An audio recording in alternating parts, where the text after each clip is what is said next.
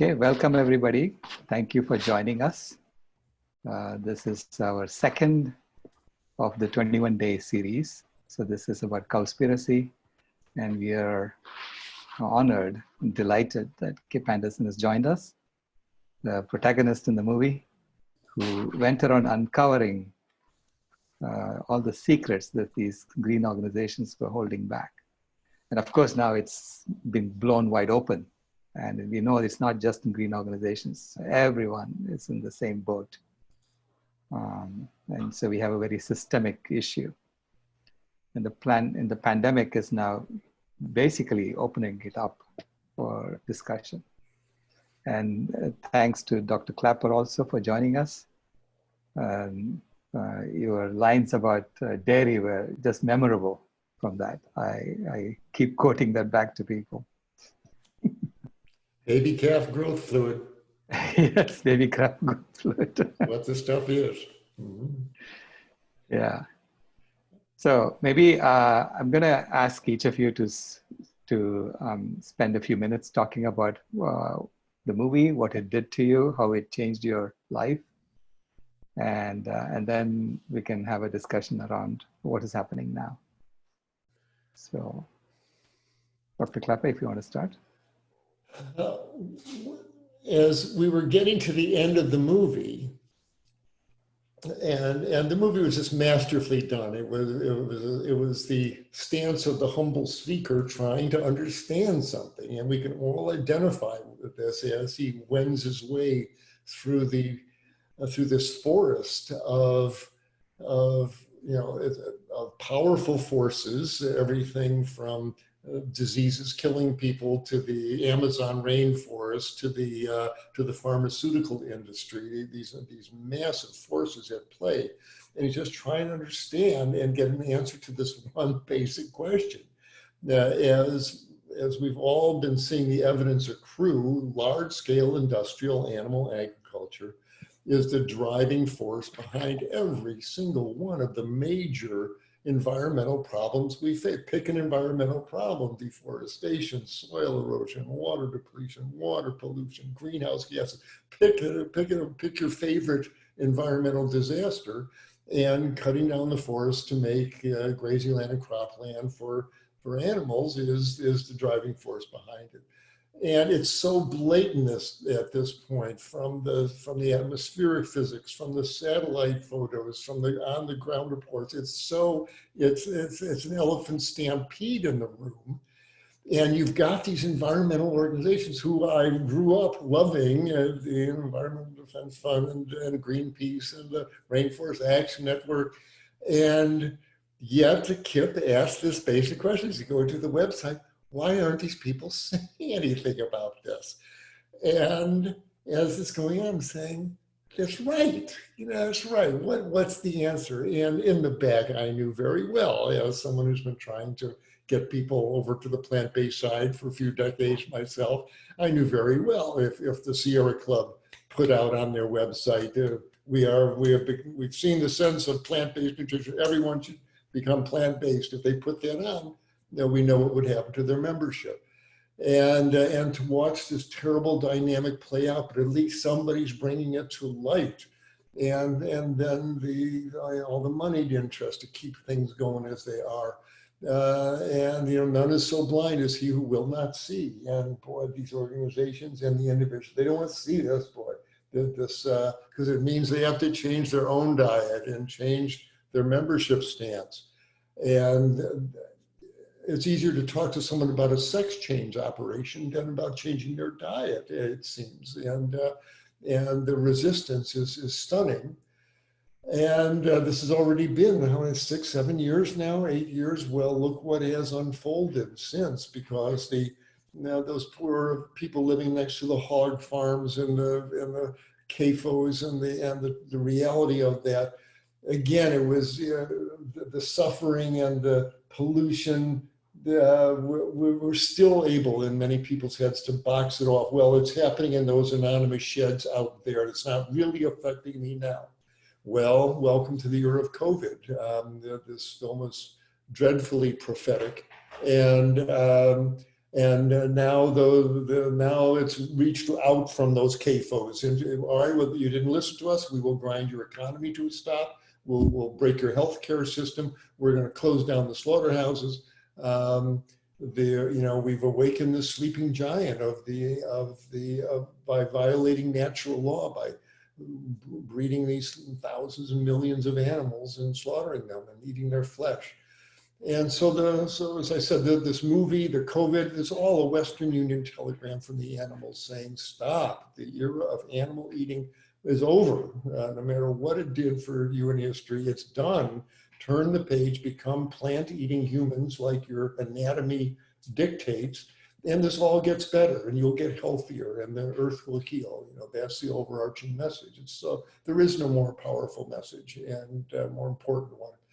So this is the question. I walked out of there saying, yes, about time somebody said this, and I had to look at my own noble profession and the pharmaceutical industry's role in it, et cetera, to keep things as they are.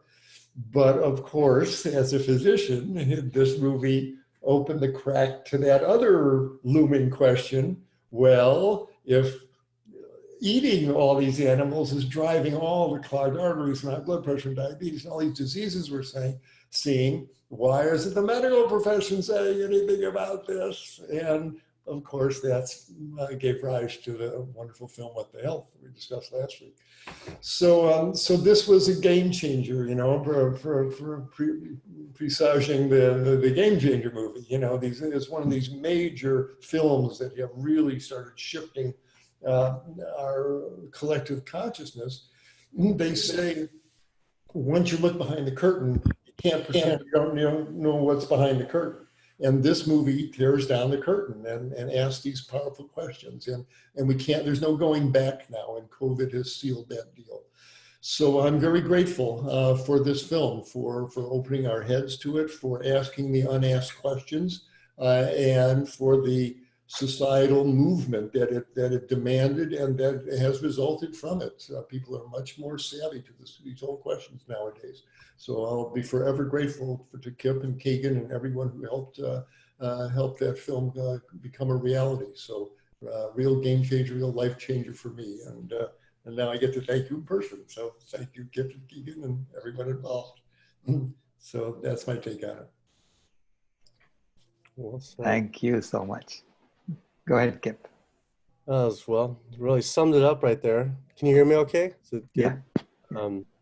Yeah, it's fun to look back on and think about what was that about 5-6 years now back. And I remember, right when the film came out, debating it, like getting really into like being really sensitive to people debating it. And like now I'm not at all, and then eventually I got to the point where it was like, the truth prevails. Like with What the Health too, is like, it's going to come out sooner or later where I don't have to debate this and just let the truth prevail. And that was a really relief. And that's the same thing with What the Health. Like it just comes out where that came out, so many controversial things and Cowspiracy and wow, this can't be true. This can't be true.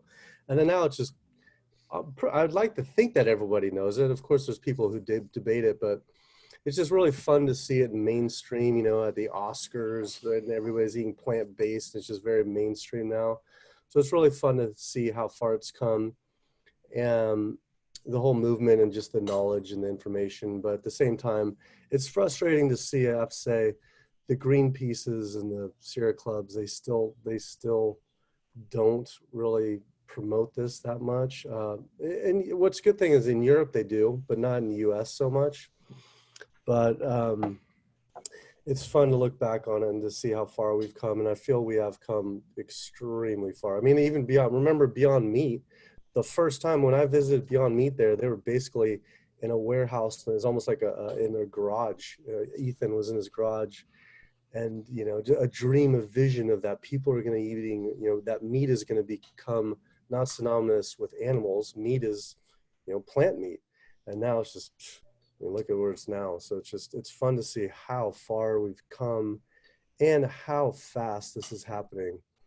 I always say that people get a little disenfranchised with like, oh, it's not happening fast enough. Like, you know, this is one of the fastest movements and the fastest things that's ever happened in history. Like it's just ramping up really fast, and it's an exciting time to be in. So my initial thoughts on that. Yeah, it's always the case, you know, in any exponential transformation, people who are in the middle of it have a hard time seeing it happen, right? It's because I think our minds are not designed to understand the exponential function very well. So we think that, you know, whatever is happening now will continue happening forever, even though we know it's not going to, cannot continue. Something's got to give, right? I mean, the way the food system is just crumbling right now, the slaughterhouses are closing.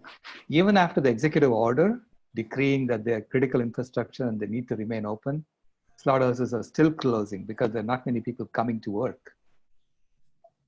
So it's crumbling, and then simultaneously there are people who are going hungry. I wonder what the animals think of us as a species, you know, seeing all this food and we don't know what to do with it, and all these hungry people, and we don't know how to connect the two of them. It's really crazy, you know? And so I think it gives us an opportunity now to rebuild the food system. So we have to build a food system that is fair and just and subsidizes the right kinds of foods. You know, plants, vegetables and fruits have to be the cheapest and not meat. And then let people just come back and wake up to this. It's been, to me, you know, for the last 10 days, I had been cooking for a family of 5 because they were going hungry. So I was cooking and taking them food every day, you know, and they were not used to plant-based foods, but they were hungry, so they were willing to eat anything. Now, the husband is back to work, and the wife is saying, I don't need your food anymore, but can you give me all your recipes? So that's how things change. You know? I really think we need to make this kind of food available to people so that they can taste it, try it out. Mm-hmm. I remember talking to Dr. McDougall, who told me that if you eat this way for 4 days, it'll completely change your life. And Dr. Naik told me that's not true. He said, if you eat this way for 1 day, it'll completely change your life. Now, I mean, I remember before Cowspiracy, I remember going to Al Gore and trying to persuade him to start talking about this. Okay. So I got 70 of my colleagues to co-sign a letter, and we sent it to Mr. Gore. And we got a very lukewarm reply back, you know, and he basically said, it's not as bad as you think. So that was right after Goodland and Anhang's report had come out. So I was using their numbers and saying, look, they're saying 51%. So shouldn't we be talking about this? And he said, it's not as bad as they think. So so don't get too alarmed by it. So I said, okay, maybe he's right, and I'll wait. So then I waited, and in 2011 and 2012, there was a debate between the FAO scientists and Goodland and Anhang in the Animal Feed Science and Technology Journal. So the FAO scientists had written a rebuttal to Goodland and Anhang's work, and the editor then called Goodland and Anhang and said, can you respond to this? And they did. They point by point addressed every one of the FAO scientists' points and reiterated their calculations. So then the editor asked the FAO scientists, would you like to continue the debate? And they declined to continue the debate. Okay, so they wrote it in the paper itself. We asked them to continue the debate, and they declined to continue the debate. So at that point, I said, this is established science. This is no longer under debate. This is established science. So I wrote another letter to Al Gore. And this time I was more forceful. And I said, if you don't talk about this, we're not being serious. We're wasting people's times. You know, we're bringing them over, training them, but not telling them anything about the leading cause. I mean, that's disrespectful to our to the people we are training. And so this time, his response was nothing, no response. And his people called me up and said, are you going to protest at the next training? Because we hear that there's going to be a protest. Are you part of the protest? And I said, no, I'm not part of the protest, but I know the people who are protesting, and I think they have a valid point, and you need to pay attention. This is what I've been trying to tell you too, from the inside. And they said, okay, but don't protest. Don't go out and protest. So I said, fine. So I went to the training. I was one of his mentors. So I was basically helping him do the training. And so the first thing they did during the training was they gave us all a piece of paper saying, don't ever go out and talk to the protesters. Okay, so we need to isolate them. I said, no, I am going to go talk to the protesters because these people are my friends. They're trying to tell you to tell the truth. What's so difficult about that to understand?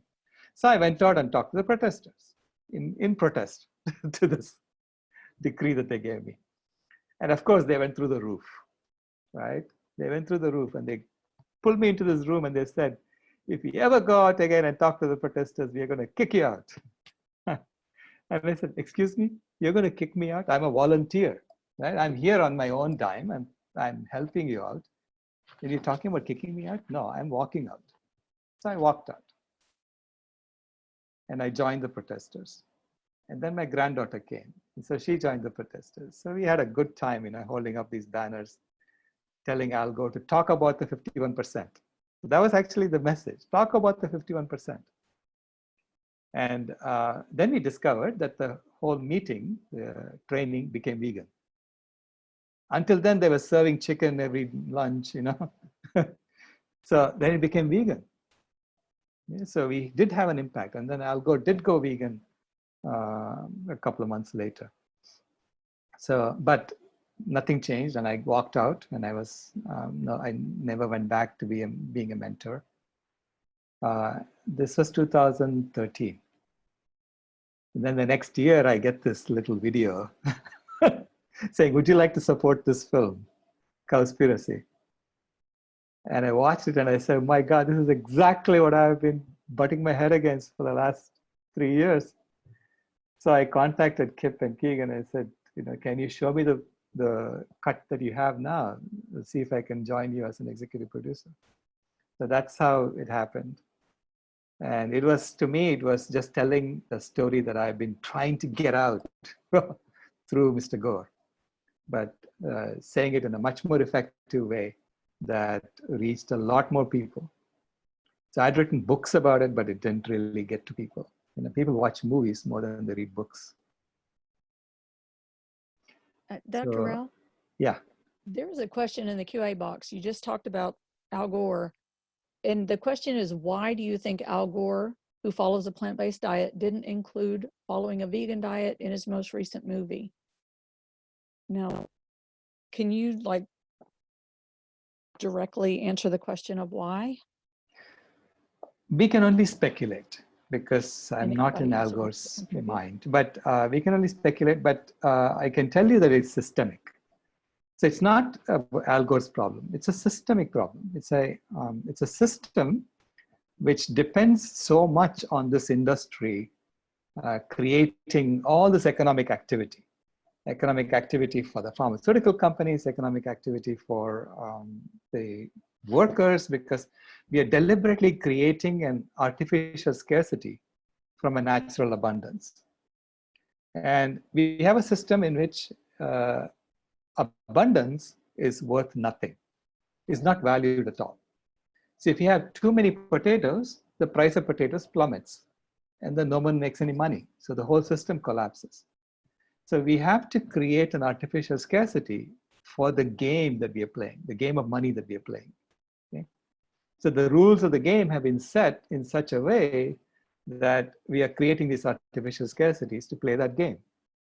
So this is why people are going hungry and there is food available. There's food being plowed into the ground because the people who are going hungry don't have enough pieces of paper to play the game, right? So this artificial game is causing this us to behave in this way.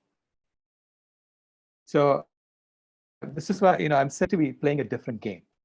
We need to change the game. First of all, we need to change the game so that everyone feels secure. So it's a game of, it's a different game in which everyone is going to contribute to the good of the whole. Okay, but you don't have to force people to contribute by making them hungry, which is the way the current game works. So instead, you have to literally trust our neighbors, as opposed to mistrust, which is normal in the current system, the current game. So you have to trust our neighbors and say, okay, we need this to get done. How many of you will come and help us get it done? So then things will get done. It's a different way of organizing ourselves as a species. But as long as we play the current game, it doesn't matter if it's Al Gore or someone else. They're going to behave the way they're behaving because they have that role to play in the game. Right? So we're all playing roles in a game. And this is what Martin Luther King also said, right? He said, it's not about people, it's about the injustice in the system itself that we need to address. Yeah, just that Al Gore has he has a big history with ranchers. His family, I think his family came from a ranching background. And when you're a career politician, it's very difficult to not be funded and somehow, by the pharmaceutical industry, by the animal agriculture industry, some of the biggest lobby groups in the world that got you to where you are. So, it's a bad thing, but the same thing, you can kind of understand that he can't really talk bad about the people who got him to be where he is. But it's a shame that they got him at a young age and he comes from that family. So that's a big reason for it too. You can't really, the saying goes, you can't really take a gift horse in the mouth or whatever. It's not a good vegan term, but. Yeah. Well, Kip, in the movie, you talked about the ag-gag laws. Right? Did those play into that? How do those factor in? For him, it doesn't. Ag-gag law is more, it's not like he's going to be afraid of the ag-gag law is something that you'd be afraid of actually going if you do something where you disrupt the industry and you cause something where the animal agriculture loses profit, then you can actually be thrown in jail and stuff like that, where it's considered a terrorist. He's with Al Gore, he's not concerned with that. It's more of a personal thing of, I think who's funded him, who's given him literally probably millions and millions of dollars throughout the many, many years. So he just feels he can't really talk bad about them, but it's unfortunate. And that's what's so nice to see Cory Booker, a politician like Cory Booker who speaks up. I just saw, was it just yesterday or the day before, he's getting some pretty mainstream politicians to see if they can end factory farming. If you end factory farming, you're ending farming, period, because 99% of farming is, and that's what's fun, because factory farming, nobody likes factory farming, but they don't realize factory farming is 99%. So that's an exciting thing. And it's great to see politicians like that, and pray to God somehow, who knows, maybe he could be a running partner of, Biden or something, or 4 years from now. But definitely a fan of Cory. He's a friend of mine. So it's nice to see politicians like that who speak up for it. Nice. I recently saw was it just one of the online news programs? And it was a mainstream. It was basically, mostly talking politics, but and definitely not vegan, right? And they were talking about they love their burgers, but with what's going on with the executive order that's been passed to keep the meat packing plants open at the risk of the workers who are all of, a lot of immigrants and, traditionally marginalized populations. And, that they were saying there, now, wait a minute, if my ability to have a hamburger means that somebody has to sacrifice their life and that they become, a pawn at that and so disregarded, I can do without a hamburger. And this was mainstream, they have nothing to do with veganism. And it just, it just made me feel like we really need to start a boycott meat campaign to just say, look at what is happening. And do you really want to be a part of this? We need to boycott this industry and because of its practices. Yeah, and human, you know, the animal rights issue in the movement, people forget that humans are animals. Like when you're talking about animal rights, then you're talking about a human as well, and people forget about that. So, and the human rights, environmental rights, and animal rights, it's all, you know, it's all one, and it's nice to, and finally see that people are waking up to that. Oh yeah, that's right, we are part of this family of animals. So when you're talking about animal rights, it's us as well. So Yeah. big Just aspect really of it. connecting the dots Yeah, on a different level. definitely see that now with the slaughterhouse workers that's going on now. Yeah, speaking of boycott, the LULAC, LULAC, which is the Latin American Organization of Workers, they are organizing a boycott of meat during May. It's called the Meatless May campaign. So they're asking people to stop eating meat for the month of May. Excellent. So we need to all go look for that and promote it. Yeah, and Sure. promote them. Yeah, we have to promote Yeah. them. So Kip, in the film, you talked about learning about activists being murdered in South America and the activists in the US going to jail and going through a period of fear for yourself, and then making the decision that you were going to put that aside because this was such a big issue. But I'm wondering if you can talk a little bit more about that experience. And I'm wondering if there were ever any threats or anything that literally scared you rather than the idea of something happening. Yeah, I've really talked about it too much lately. I did talk about it a couple times where it was especially Cowspiracy, because it was all very new to me and didn't really know what I was getting into in the industry. So it was really an authentic story arc in that film.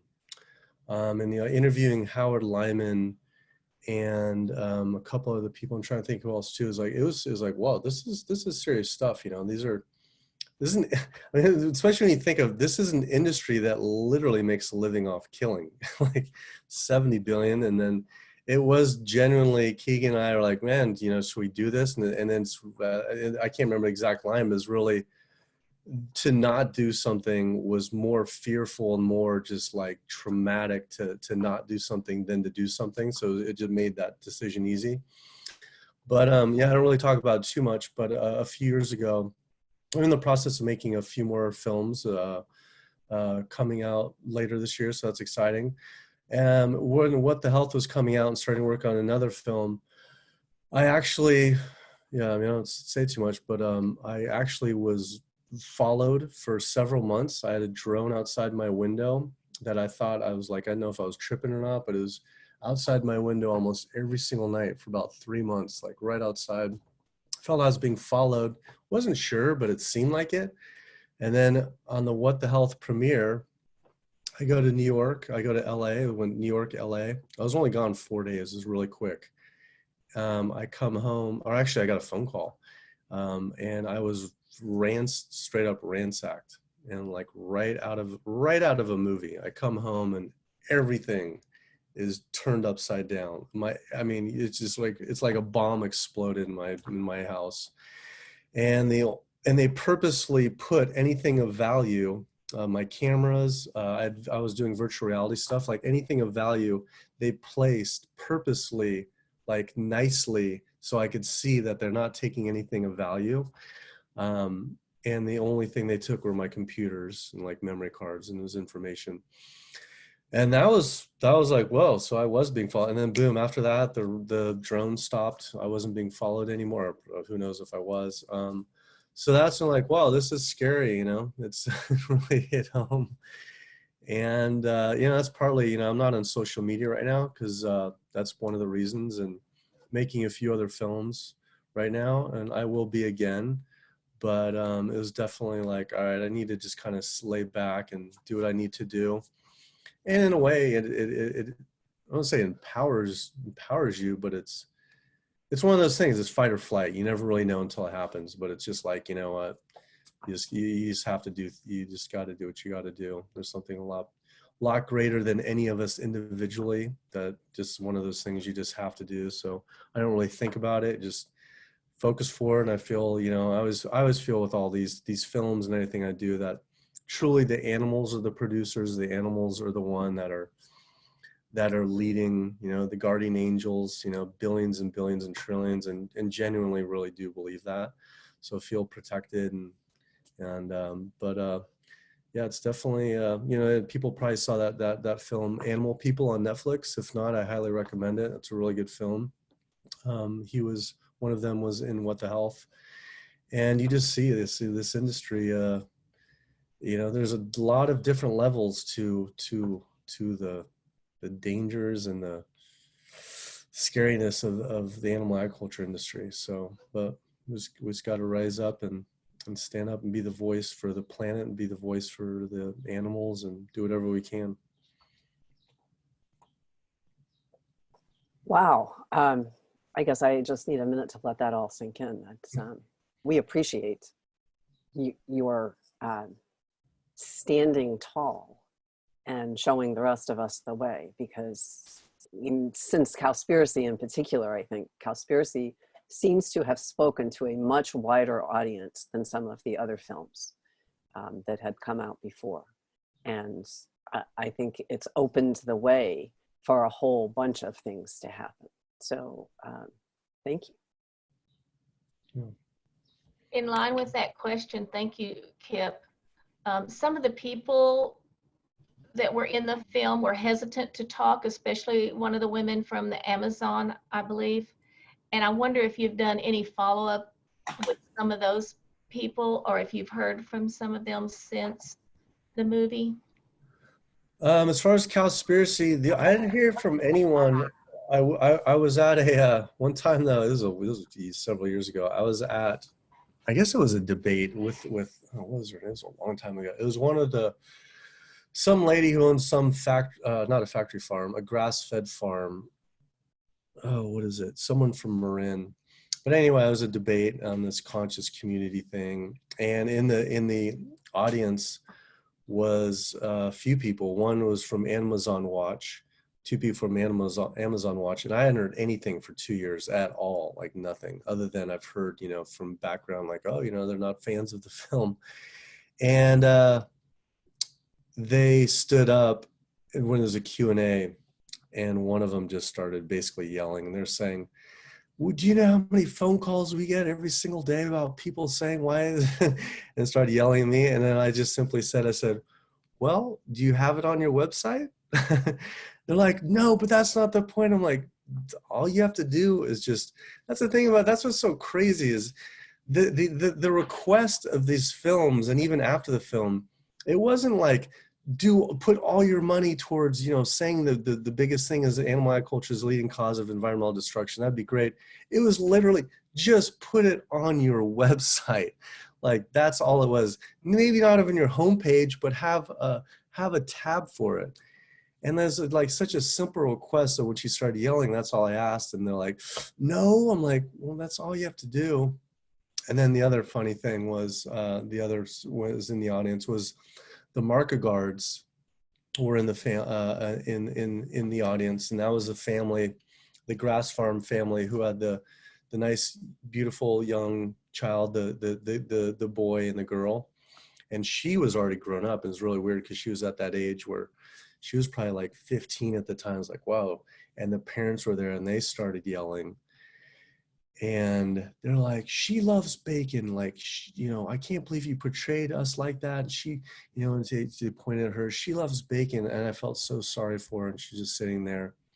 And all I said was, I think she loved her pigs more than she loved bacon that day. That's all I have to say.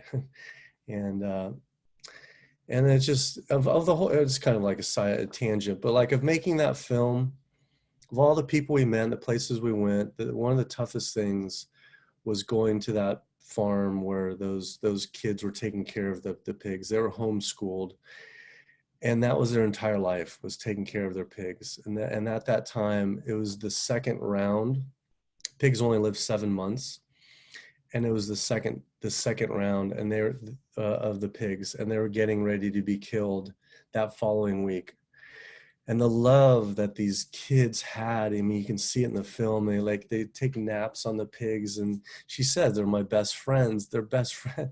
And they were going to die that following week. And I had a glimpse of visualizing her in her room upstairs. She would live of just how hard that would be. And then, all of us, we just get jaded when you're that age and you get around that 12, 13, and then you just have to turn that switch.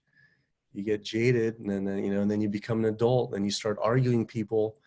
And it's like, and you're like, where did that happen? Where did that turn off happen? And it was an interesting thing to actually be witness at, being there at that stage of seeing her in that process of those 3 years of being jaded. But I always just think about her. I even to this day, like, what is she doing now? Is she vegan? Is she going to carry on this tradition? Because, man, what a sweet, beautiful girl. I mean, and the whole family was a beautiful family. It's tough to see, And that's what's that. And then that's tangent too. The irony of a humane, happy farm is that they really do love them. And that's the hardest part. Where a factory farm, you have no connection to them. But when you do have a farm where you actually love the animals, I just don't know how you could do that. It's just so tough. So. Thank you, Kip. I went recently last year to a junior livestock show, and I asked children about the animals that they had. I asked about 10 or 11, and then asked what was their lifespan. I'd ask them how old they were, and then I would ask them what's their lifespan. None of them knew their natural lifespan, not one. And with one child, I did ask about how he felt about it, and he said, well, he's raising money for college, and that's the only way he can do it, or he won't get to go. But anyway, I just wanted to share with you, a lot of these children don't even know what life could be like for them beyond that. Yeah, I don't know any other option. Mm-hmm. Right.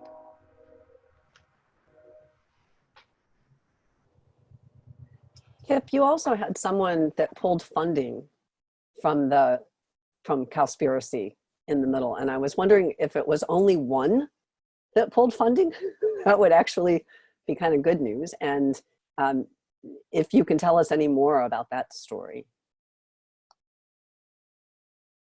It was actually turned out to be, at the time when we were filming it, we even had that in the film, like, because then you edit so long. At the time there was, I think it was one, and then during that process we're trying to get more.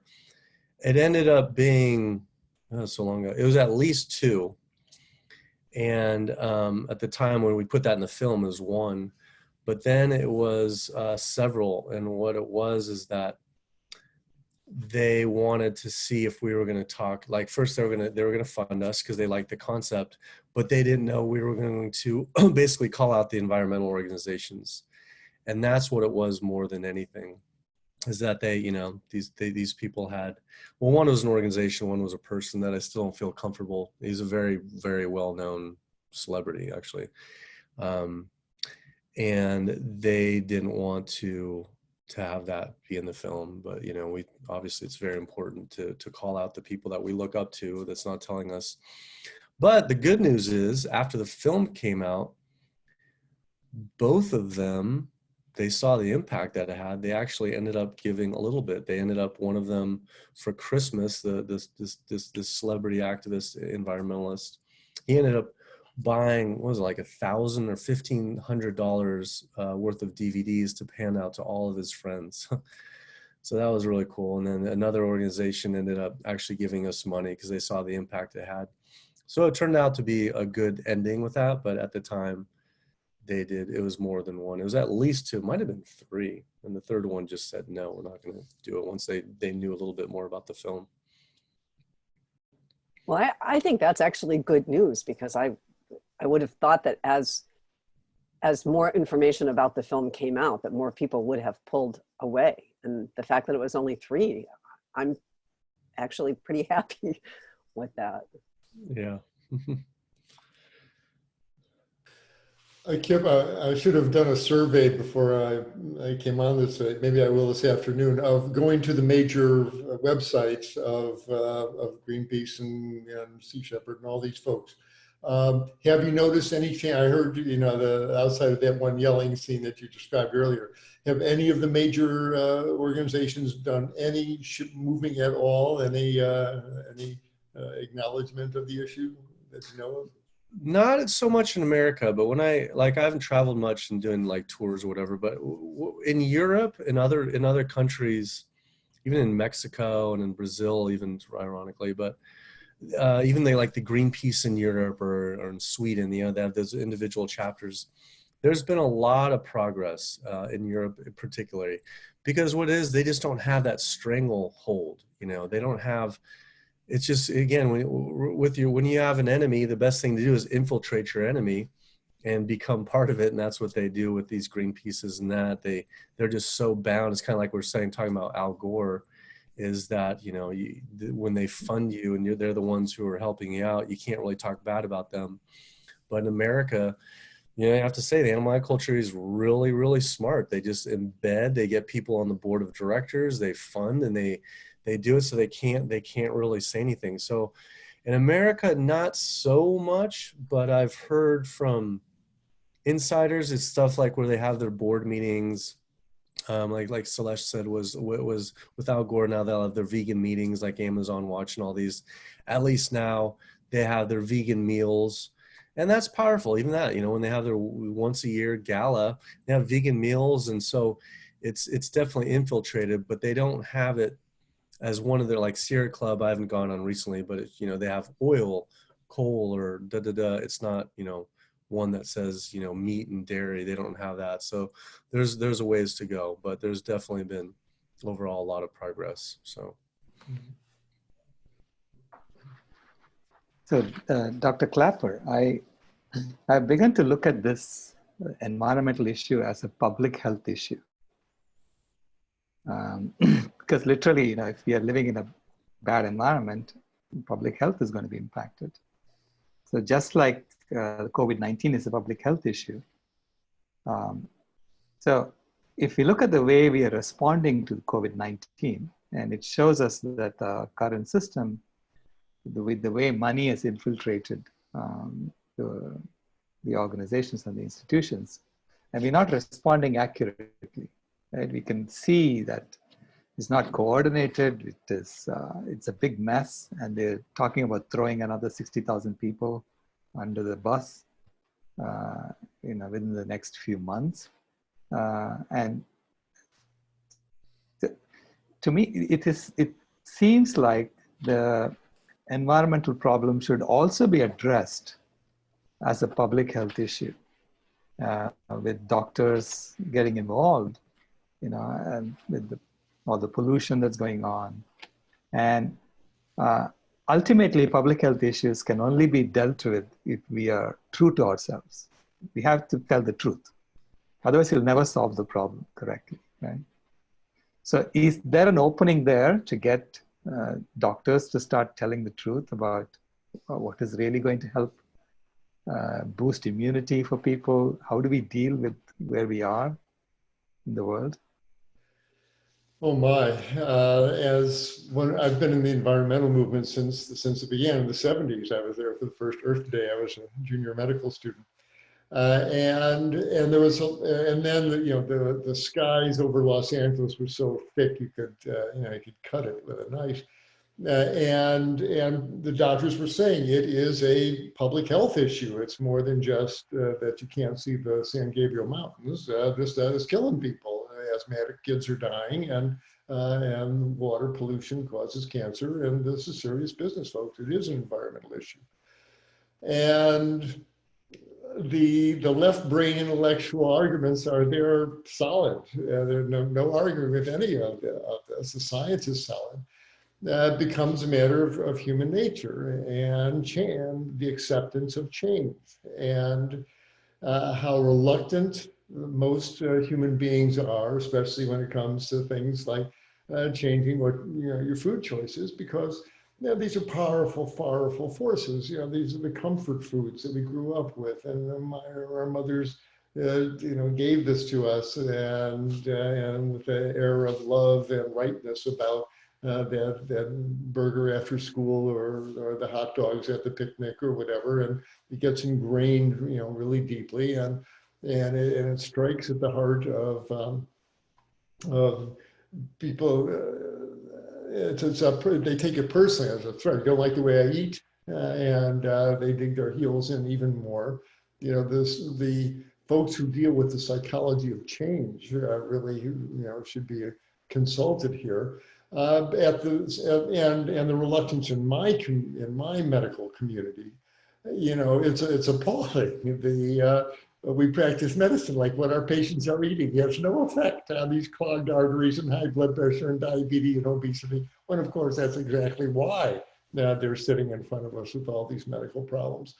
And it's easy to despair, but also one of the remarkable facets of this COVID ordeal that we're going through is how quickly people changed. By the hundreds of millions, 300 million Americans suddenly stopped going to work.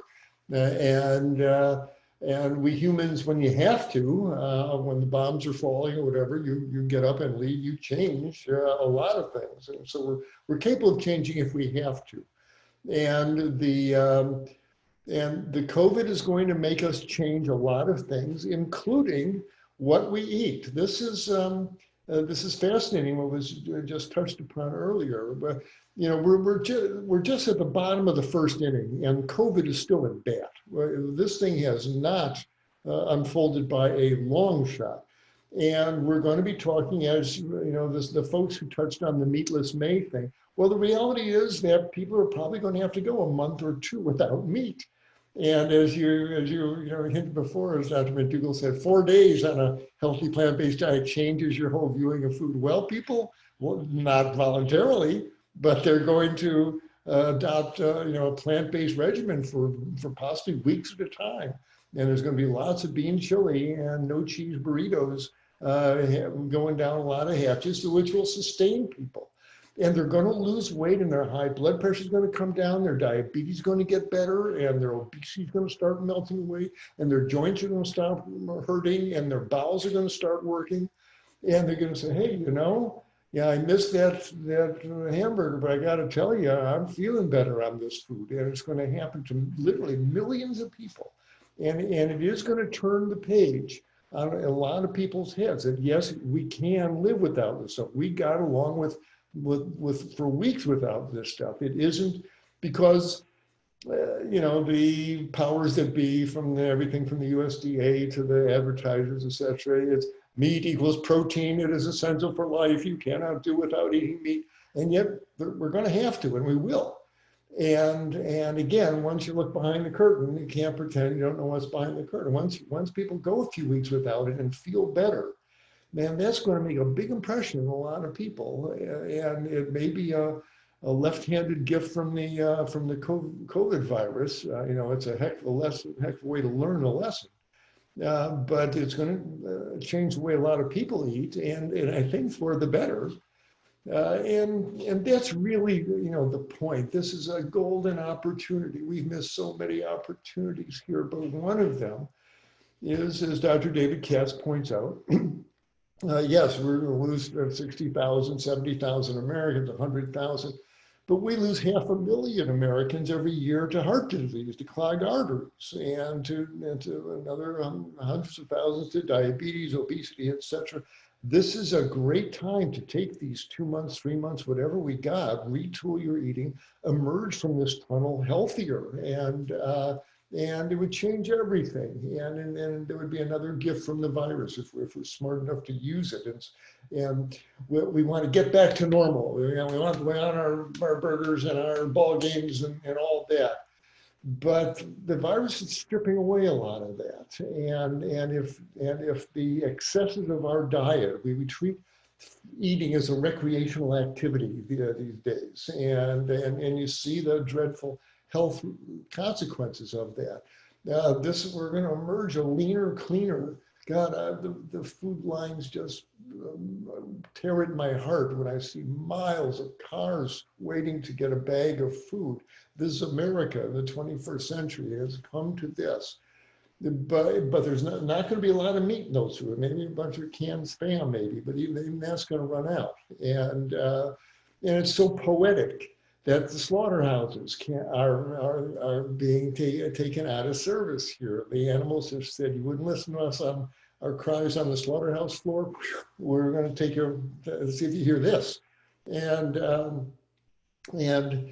hopefully, you know, we've got all this tumult of forces happening here, but as the storm finally passes over, we might find ourselves a leaner, healthier by default society with an understanding that, well, this whole meat thing, because again, COVID virus is still at bat. As these cases erupt in these slaughterhouses, suddenly you got these little communities in Nebraska and South Dakota with 800 people with COVID all of a sudden.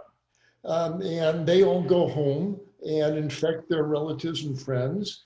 And these wildfires are going to start coming from the slaughterhouses. And similar to, as was related, well, if my burger might put somebody at risk, it's not worth it to me. That may happen on a national level. The association of the slaughterhouses and the COVID and the suffering and the inequality and the racism and all that, you know, it's hard for these meat packers to hold themselves up as pillars of the society when this ugly, ugly side of them has come out. That they're willing to, I don't care if they get COVID, they're brown interchangeable parts on the assembly line. That should be so appalling to so many Americans that it may really change a lot of things, including how we see meat in the meat industry. So some good may well come out of this. So we've still got to be speaking common sense and compassion and understanding. But stay tuned, fasten your seatbelts. We may land on our feet yet with a healthier society from the strange ordeal we're going through. So stay tuned to this channel. It's going to get interesting. Be vegan. Yes, I was speaking to my nephew last night who, you know, he's not vegan. And we were talking about what's happening and just the idea that people may have to start facing the animals that they want to use for food. Because as these larger industries are shutting down, if people want to eat meat, they're going to have to face it themselves. And we're so used to just like putting the blinders on, pretending it's not happening, and having somebody else do it for us while we look over here with, you know, the cold stare. And I think that will also possibly wake a lot of people up. If you can't face it and do it yourself, is it right to put the blinders on and expect somebody else to do it for you? Is it really innate in the human being to do this and to be living this way and eating this way if it's not in your blood and in your bones to be able to do it? I think not. I have a follow-up question for you, Dr. Klaper. Seeing that this is a time to get people to look at their food choices, what would you recommend that we focus on more importantly? Would it be the protein or would it be a plant-based diet so that they just don't eat junk food? Are there a few top things? Because I'm posting a few things and talking to people, and what would you say, since they're considering it, would be the top things we should say? That's such an important question, of course, Rebecca. And the reality from where that question comes from is going to really throw into relief the truth of plant-based eating, because we've all heard that, oh, it's expensive to eat this way and I can't afford it, etc. Well, the truth is that rice and beans are cheap, and this peasant food, because it works, it sustains you, and it's inexpensive. And the truth is the grains and the legumes, which store forever. You can keep rice and lentils on the shelf for months and months. That's what's going to get us through when it comes down to people really not having enough to eat, and the food bank scene and all that stuff. It's the lentils and it's the legumes and the grains going to get us through. And people, first of all, need to know that it's as good as getting a paycheck. Well, at least we got beans and rice in the cupboard. You're safe. You're not going to starve. And meat will go bad, but the rice and the beans won't. And that's a security. It's not only nourishing, but it's stable, it's accessible, it's cheap. Those messages are going to, by just the reality of it, are going to start seeping into people's awareness. And then it's just a matter of the live produce, and my heart aches to see those tractors plowing those beans back into the fields and all their produce rotting in the warehouses in this country in this day and age. But it's the produce, it's the vital live foods that are going to be in short supply and become very dear.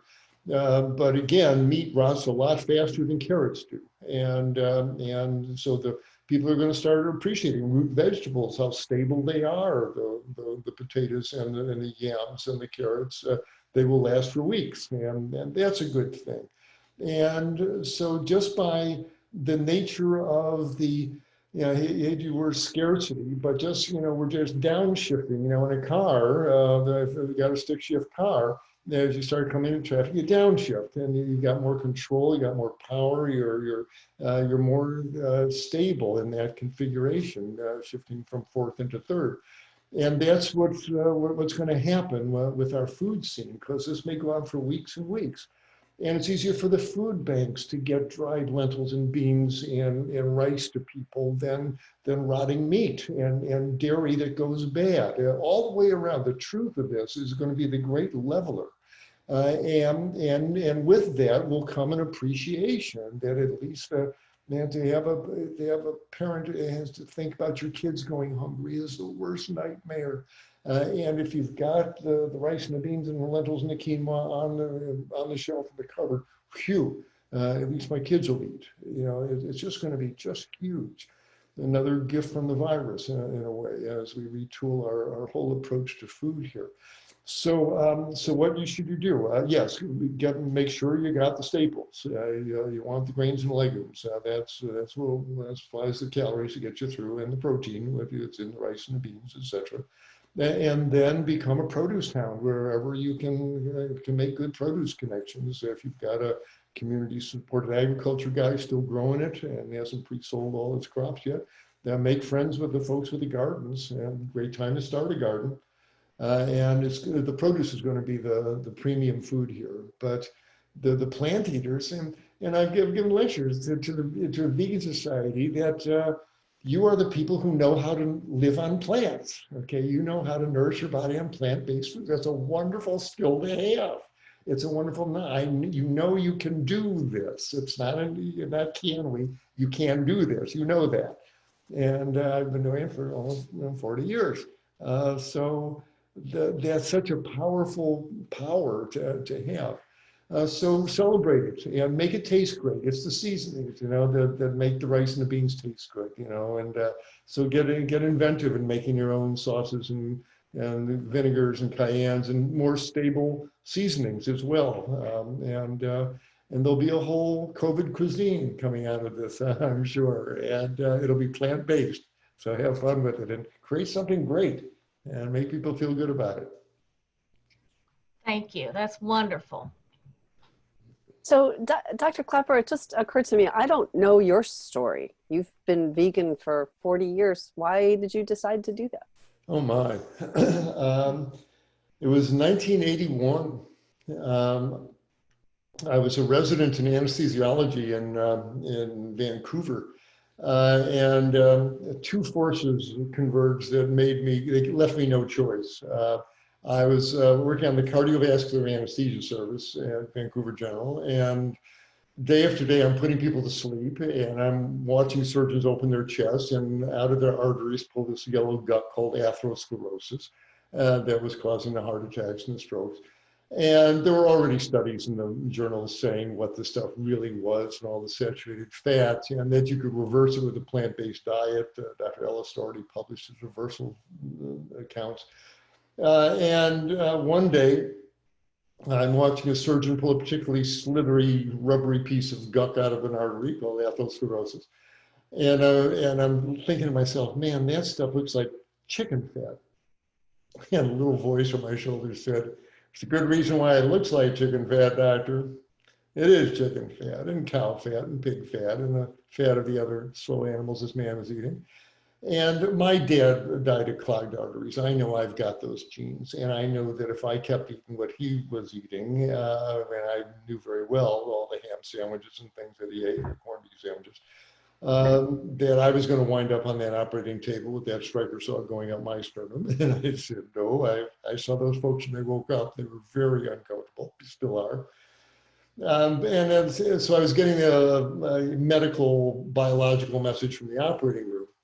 But I had also, during my last year of medical school, spent a lot of time at the trauma unit at Cook County Hospital in Chicago. And I saw the worst of what human beings do to each other. And I had vowed to, if I couldn't rid the world of violence, to at least get the violence out of my own life.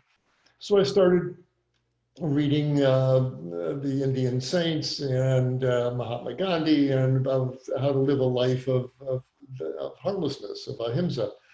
And it became a passion of mine. And so one night, I'm an anesthesia resident in Vancouver. I'm out with my friend John, who is another resident, and I'm pontificating about living a nonviolent life while I'm polishing off a porterhouse steak at the local Kagan Cleaver restaurant. And John looks at me with great compassion and says, that's all well and nice, Michael, but if you want to get the violence out of your life, you might want to start with that piece of meat on your plate, because in satisfying your taste, the desire for flesh in your mouth, you are paying for the death of the animal and for the next one in line at the slaughterhouse.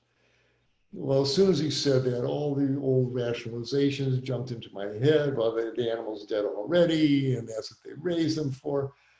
But I had done a lot of my growing up on my uncle's dairy farm in Wisconsin, and I saw the old dairy cow shot in the head. I chopped the heads off chickens. I knew the violence associated with putting any kind of meat on the table. And before anything could come out of my lips, that little voice said, you know, he's right. He's right.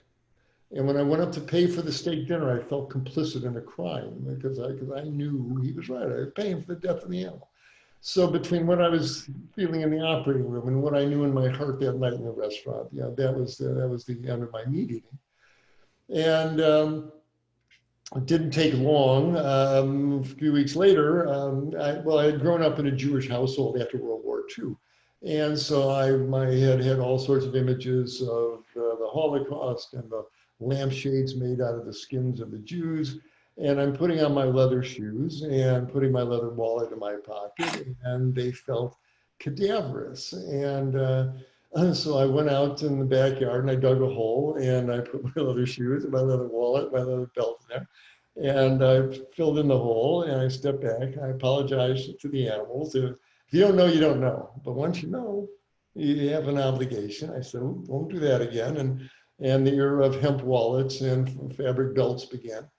And a couple of weeks later, I'm talking to a friend of mine relating what had happened and about the meat and the leather. She says, oh, you become a vegan. And I had never heard the word. And I said, oh, okay, I guess I'm a vegan. But I knew it just felt better when I put my head on the pillow at night that I hadn't paid for the death of any animal. And my body loved it. Boy, within 12 weeks, a 20-pound spare tire of fat melted off my waist. My high blood pressure went to normal. My high cholesterol went to normal. I felt great waking up in a nice lean body. And at that point, I knew I didn't want to be an anesthesiologist and spend my career putting people to sleep. I'd rather go back to general practice and help them wake up. And so I did. And I moved to Florida and found some friends who give plant-based cooking lessons, sent my patients to them. And they have experienced the same benefits. They lost weight, their high blood pressure came down, their diabetes got better, their cholesterol got better. And I became the happiest doctor I know about my patients getting healthy right before my eyes. What else could a doctor want? What higher wish for your patients and to see them get so healthy they don't need me. I tell my patients, I want to see you in two places I'll see you on the bike path where I'll wave at you, at the health food store buying your tofu and your tempeh, I'll wave to you there. Other than that, I want to see you go live your life You shouldn't, if you break your arm, call me, but you shouldn't need me on a daily basis. And so, so I found myself practicing lifestyle medicine before the specialty was devised, but now I'm an official member of the American College of Lifestyle Medicine, and that's where the action is. You want to get people healthier, don't you? I have a slide in my slideshow to the medical students. You want to heal these patients or don't you? Now, why'd you go into medicine? You want to heal them? Then get real about why they're sitting in front of you. It's not their bad genes, it's what they're putting through their bloodstream every 4 hours with the burgers and the pizzas and the buffalo wings. Change that and you'll have healthy people in front of you here. And so that's how it happened. And, there's no looking back at this time. There's no, I've got a t-shirt, your body is never not looking. But the animals are never not looking, and the planet's never not looking, and the kids are never not looking at this point. I'm working for the animals and the kids and the planet at this point. And they're always on my shoulder. They're always my heart. Everything matters. So there's nobody looking, well, I'll go to McDonald's and have a Big Mac. Nobody's looking. Who are you kidding at this point? So to thine own self be true. So now it's to thine own planet be true. That is a beautiful story. I'm so glad I asked. And Kip, when you're done with the current films that you're working on, how about a documentary about Dr. Klaper? I think that would be kind of fun. That'd be awesome. He's the star of the films, that's for sure. Well, yeah, he's actually going to be in one of the next ones too. He's got the trifecta. Are you doing one on the fish? Are you doing on Cowspiracy? Yeah. Good for you, man. Tell that story. Tell that story. That's so great. Klaper's the only one who's made all three. Really? I should have a t-shirt made up on all three film logos on it there. But it's so important. And nowadays with people's attention span measured in microseconds, movies are where it's at. People don't read books much anymore. They see movies. It's such a great medium that you're using, Kip. We need you so much to tell this story in that wonderful modality. So keep turning them out. Kip, can you say anything about your new projects? One of them, not so much. I guess Cowspiracy is a little bit out. It's been a little bit public because there's actually an Instagram page, so you can follow Cowspiracy. And that's an incredible activist and filmmaker, Ali Tabrizi. He lives in the UK and his now wife, Lucy, and they actually just had a kid 4 days ago. And it was pretty cool. He actually helped edit What the Health. That's how we met. There's, I think it's still on YouTube. I don't know if we pulled it down, but on YouTube, you can type in Cowspiracy. And after Cowspiracy came out, he made a 14 minute little short thing, I guess short mini documentary called Cowspiracy, all on the ocean and the fish that just don't get any attention. It's just ridiculous. And Keegan and I, of course, really loved that film, and we needed some help with editing. So like, oh, how about this kid? And he was at that time 22, and just, I mean, he's wise beyond his years, and now he's only 26, 27, and anyway, so he helped us that. We're like, all right, well, let's produce a film called Cowspiracy, all in the oceans that just don't get attention. They need to be the focus of anything, and people don't realize it's a very powerful film. It's gonna be all in the oceans, and knowing about how important the oceans are to the environment, about how when you destroy the kelp forest, it's I don't want to put the exact numbers out, but more important than the Amazon rainforest. And it's getting destroyed at exponential rate faster than the rainforest. And so they're finding out climate change and ocean acidification. It's not necessarily from the CO2 in the air, it's from taking out billions and trillions of fish. And what do you think that's going to happen? So they're finding, and the film is the first time exposing that, if we would have known this in Cowspiracy, we would have had way more attention to the oceans, because we had no idea the impact of the oceans that have on our climate and you know, and the CO2 levels and all these other things with that are happening. So that's going to be coming out later in the year. It's called Cowspiracy, and it's a very powerful film. So stay tuned. And then working on another one that I can't. I've worked on like 4 other ones. I can't really talk about those other ones. Great. It's so important to tell that story and all the other ones that you are, because as I find myself an elder with all these gray hairs now. 3 weeks ago, I was 35. I don't know what happened in the intervening several weeks, but it goes by really quickly. But when I look back at my childhood back in the 50s, in the 60s, it was a different world biologically. There were many more birds. The summer nights were full of fireflies and moths around the street lamps, and there were colorful beetles and ladybugs everywhere. Whew, gone. And the kids today don't know what they are missing. It's the old boiling a frog phenomenon. And we spray those pesticides. Ooh, get rid of them bad bugs. Ooh, they may eat up some of the crops in the fields there. Kill them all, kill them all. That's the latest insecticide. Well, the birds eat the poison. Well, the birds are starving because there's so darn few insects for them to eat.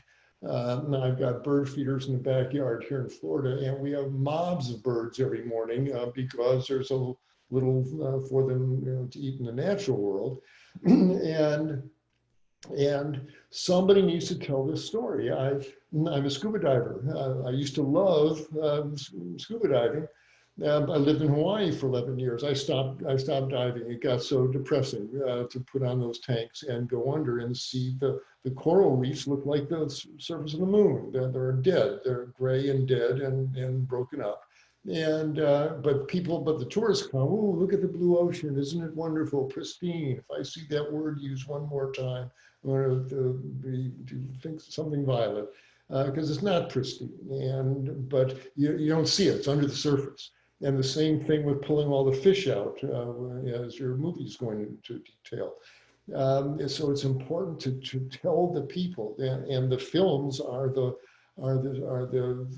storytellers, are the accountants of our biological accounts here, to tell this story so the kids get alarmed. And year 0, as Dr. Rao is telling us, the animals are disappearing. They're going to be gone.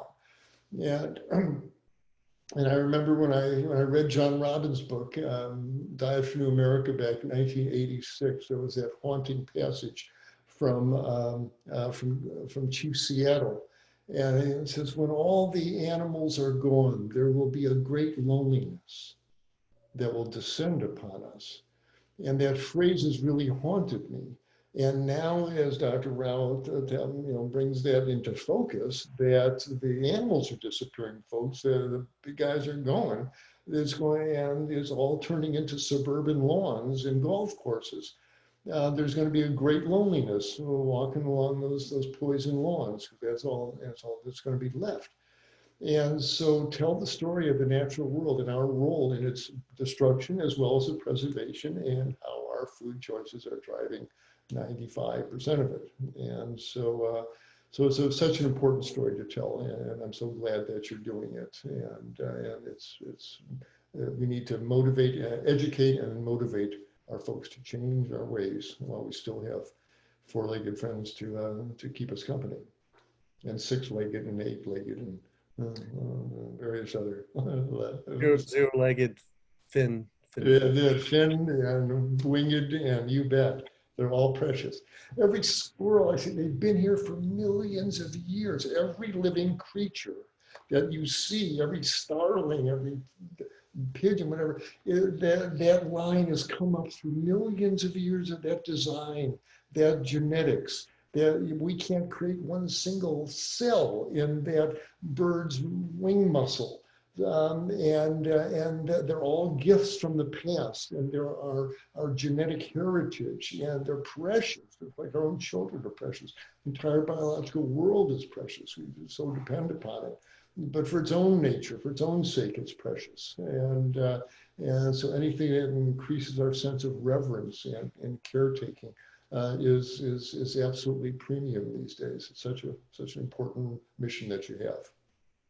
Someday may we actualize like all the other animals have already, you know, and they live in harmony, and we're the last species that haven't quite figured it out. So funny, we think we're the ones that are evolved, and like we're the only ones that have not yet reached our, you know, or reach our actualization of just fitting in and just being at peace. Like someday we'll get there.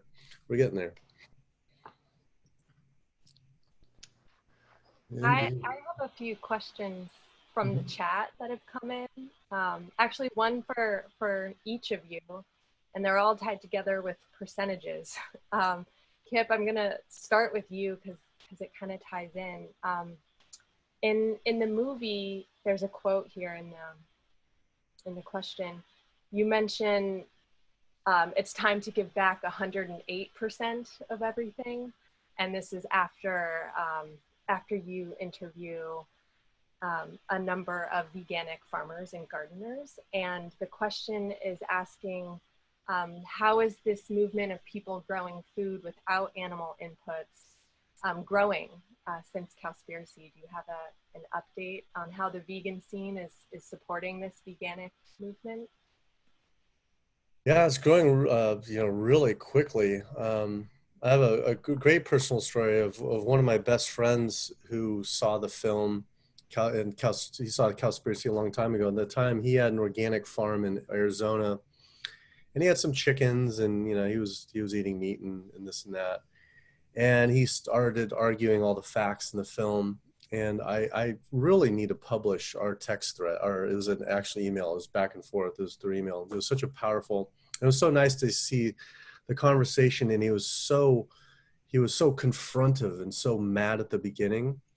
But that's the thing, is like when people are arguing with you, realize at least it's a conversation, you know, because it's the people who aren't arguing with you. Those are the ones that they're indifferent. It's like the ones that are arguing with you, it's like, there's something there. And so don't think that that's necessarily a bad thing, even if it seems confrontive, which it was, you know, because he's a very good friend. So we just started working out the things, and he said this, and I mentioned back, I'm like, look at this fact, look at this fact. Next thing you know, fast forward a year later, he's moving to Montreal. You know, fast forward is a longer story, but now he has, outside of Montreal, him and his wife have one of the biggest veganic farms in Canada, and a complete transformation. And he's part of the, you know, very politically active, and really pushing the boundaries of what veganic agriculture can do. And, you know, we're already actually in discussion with a couple people, actually with even Earthling Ed and a few other people, and Keegan and I discussing. At the time when we did Cowspiracy, it's like, you know, kind of like a mic drop. There's nothing more to need to be said. But it seems, you know, there could be a Cowspiracy too. And one of them is what we really would like to have done is really address this BS thing of the regenerative animal agriculture, that you have to have animals, or you have the soil and you have to kill them. And we really want to do an actual, rather than theoretical, a side-by-side of veganic agriculture, you know, 2 acres, 3 acres, 4 acres, right next to one that has a cow. You know, you have to have a cow at least 4 or 5 acres, and chickens, and just do a side-by-side comparison, just once and for all, to the soil samples, how much food can be grown. So there's just no more debate, because the whole thing about Alan Savory, where we only had about 5 minutes in it. Alan Savory is the godfather of intensive grazing. And it's just one of those things that you still hear, and you're just like, are you kidding? It's so ridiculous. It's so ridiculous, but people still bring it up. And can we just once and for all just have a side-by-side study that just shows, you know, how powerful veganic agriculture is, and how to do veganic composting, because that's what composting is. So with that being said, it is, you know, popping up all over the place of you know, I get emails and stories that you know, this is happening. And you know, you go to Whole Foods and you see, I can't remember what cereal it is, but you see cereals and it says actually veganically grown. and this is a mainstream in what Whole Foods. It's not like some little tiny little company. So veganic agriculture is definitely taking off. And, again, it's what like Dr. Klaper was saying, there's some huge good things coming out of this tragedy, this COVID thing that's happening. And I feel that's one of them, veganic agriculture and just growing plants. And the big vision, kind of to sidetrack on this, is that the vision of when especially Cowspiracy was being made, is that meat will be looked at as plant meat. It's like, and it won't be associated with animals. It's just plant meat. And cheese will be associated with nut cheese. And that's the association. Because I remember back in Cowspiracy days was that meat was, if it was vegan, it was fake meat. If it was cheese and it was vegan, it was fake cheese. And now it's plant meat. Now it's nut cheese. And that is the norm. And that's what's so exciting. And it's like, wow, you still put cow cheese on your pizza? Like, oh, that's disgusting. And you really see that happening really quickly now. It's like, wow, you have meat made from an animal? Like, what? Are you kidding me? Like, what do we live in the 1900s still? And so it's fun to see that the norm is these plant meats and these plant cheeses. So it's kind of a sidetrack. So I do see that and the growing of plants and the veganic agriculture happening just at a very exponential fast rate. So it's a super exciting time. That's awesome. Thank you. There's excitement for Cowspiracy 2 in the chat. And the next, Dr. Rao and Dr. Klaper, the next two questions kind of bring us back a bit. I'm going to say them both. Dr. Klaper, you already spoke a bit about lifestyle medicine, but the question for you is, what percentage of chronic diseases can be treated or reversed with diet and lifestyle choices? And Dr. Rao, talk about the 51%. Can you talk about what percent you might think should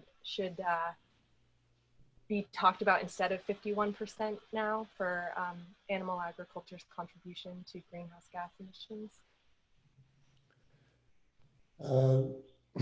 Well, mine is short and sweet. The generally accepted number is 80%, and I think that's very conservative. But at least, and I've been going around to the medical schools, talking to the young medical students. It's part of our Moving Medicine Forward initiative.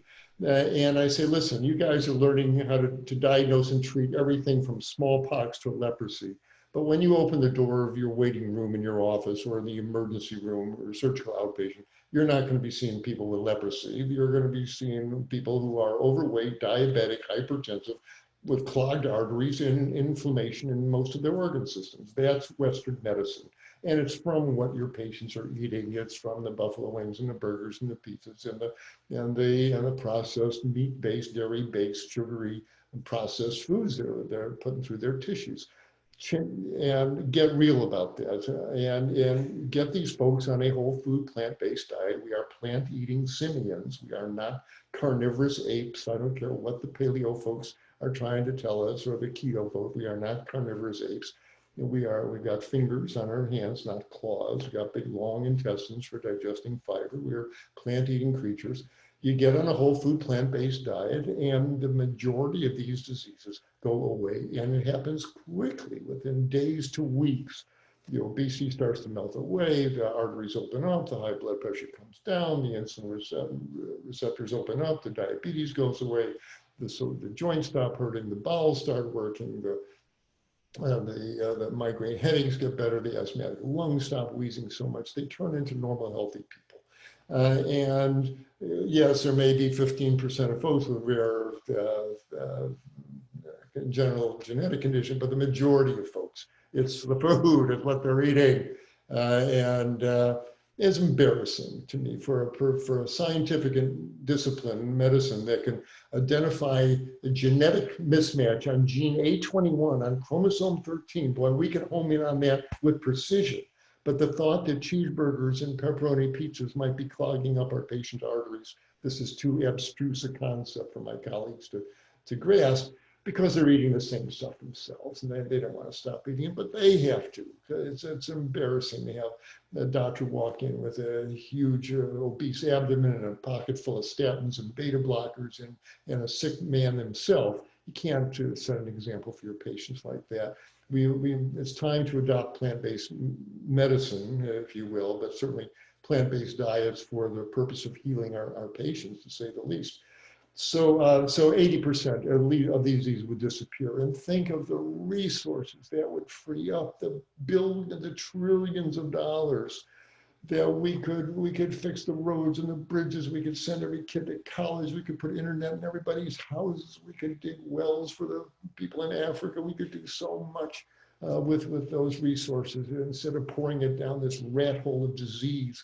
To do a procedure, a $250,000 coronary bypass on some fella, and nobody talked to him about his diet. So he limps out of the hospital to go eat more cheeseburgers and pizzas and clog up his graft and come back. That's bankrupt medicine, literally bankrupt. It's going to bankrupt our entire society. It's time for us to get real, as Dr. Rao said, the truth, and vitamin T is what we need. And the truth is, what we are eating is the real issue here on every level, including global and humanitarian. So 80% at least of these diseases, I think it's probably 90 plus, would get better with a plant-based diet. So go vegan. Talking about flattening the curve, like imagine flattening the curve, locking the lockdown of meat and dairy, the quarantine of meat and dairy, and also flattening the environmental curve, like, absolutely. Like, it's just so funny, this flattening the curve. It's like, well, what about the flattening, the global environmental, the curve, and the health curve, like trying 80%, like, are you kidding me? And then we're going to quarantine this, lockdown meat and dairy. So yes, I ran the litany of all these organ systems that get better. Well, the earth healing happens exactly in tandem and parallel. The forests come back, the soil stabilizes, the water gets pure, the carbon dioxide gets turned into wood, and the earth heals in the same way. It's so beautiful. For the simple expedient of choosing the bean chili instead of the beef chili. That's the huge sacrifice we're asking people to make. Nourish yourself on plant-based foods, and everything gets better. So monopolize enough time there, but I'm curious to see what Dr. Rao has to say about the 51% as the fraction of concern. Yeah, 51% has a very storied history in my life, because I remember reading that paper in 2009 when it first came out, and it didn't say 51%, it said at least 51%. It said at least 51%. And because all along I had been... I'm sorry, 51% of what for our viewers? 51% of what? Animal agriculture is responsible for at least 51% of all greenhouse gas emissions and on an annual basis. So that's what Goodland Nanang had said. And I remember looking at the UN's process for addressing environmental issues, and they had come up with three major problems. Biodiversity loss, ecosystems collapse, and then climate change. And at first, all three of them were meeting once a year. The scientists would get together. Thousands of scientists are working on each of these problems. Then I noticed that the first two somehow started meeting once every 2 years. So it was being sort of, de-emphasized in the UN. And the leading cause of the first two was animal agriculture. Okay, it's very clear. There's no way to pretend it isn't. Right? And they had all these goals. The countries would sign on to these goals that they would halt biodiversity loss by the year 2010. Now, of course, they didn't do anything about it. And by 2010, they didn't halt the biodiversity loss. It was actually happening faster than ever before.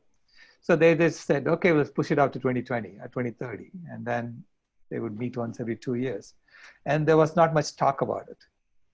But the only thing they talk about in the environment was climate change. Because climate change is the only thing that can be framed as a fossil fuel issue. And as a fossil fuel issue, it can be solved in the current system, right? You could just put solar panels and people can make a lot of money. And so the whole consumption economy still continues. So I realized that they were trying to frame everything in a way that maintains the consumer economy. And part of that had to do with the US stance in the UN. In 1992 itself, President George Bush, the first, went to the UN and he said, the American way of life is non-negotiable. Okay, so whatever you do, make sure it meets that criteria. So the whole world is now trying to figure out how to solve the environmental problems while maintaining the American way of life. So that's how they were framing the main environmental problem is climate change, even though there are lots of environmental problems. Chemical pollution hasn't even been talked about. Animals are dying. All that is being set aside because climate change affects the rich people also. Okay, it affects the rich people also, and but it can be solved in the story that's being told. It can be solved by putting solar panels and wind turbines out there, and without addressing the fundamental consumerism of our society. So then, when Goodler and Anhang came up with the 51% paper, it threw a huge spanner in the works, right? It said, no, consumerism is the reason for this, especially the consumption of animals, which was the leading cause for the other two that we were no longer looking at, right? So that is why it evoked this response, this hostile response in the environmental community. So whenever something evokes a hostile response, as a systems specialist, I want to look at it because I know that maybe there is some truth to it. This is why it's evoking this kind of response. So I started studying it, and I started corresponding with Jeff Anhang and getting more details about. And then I watched the debate in the Animal Feed Science and Technology Journal, and which basically said this is the truth. This is true. So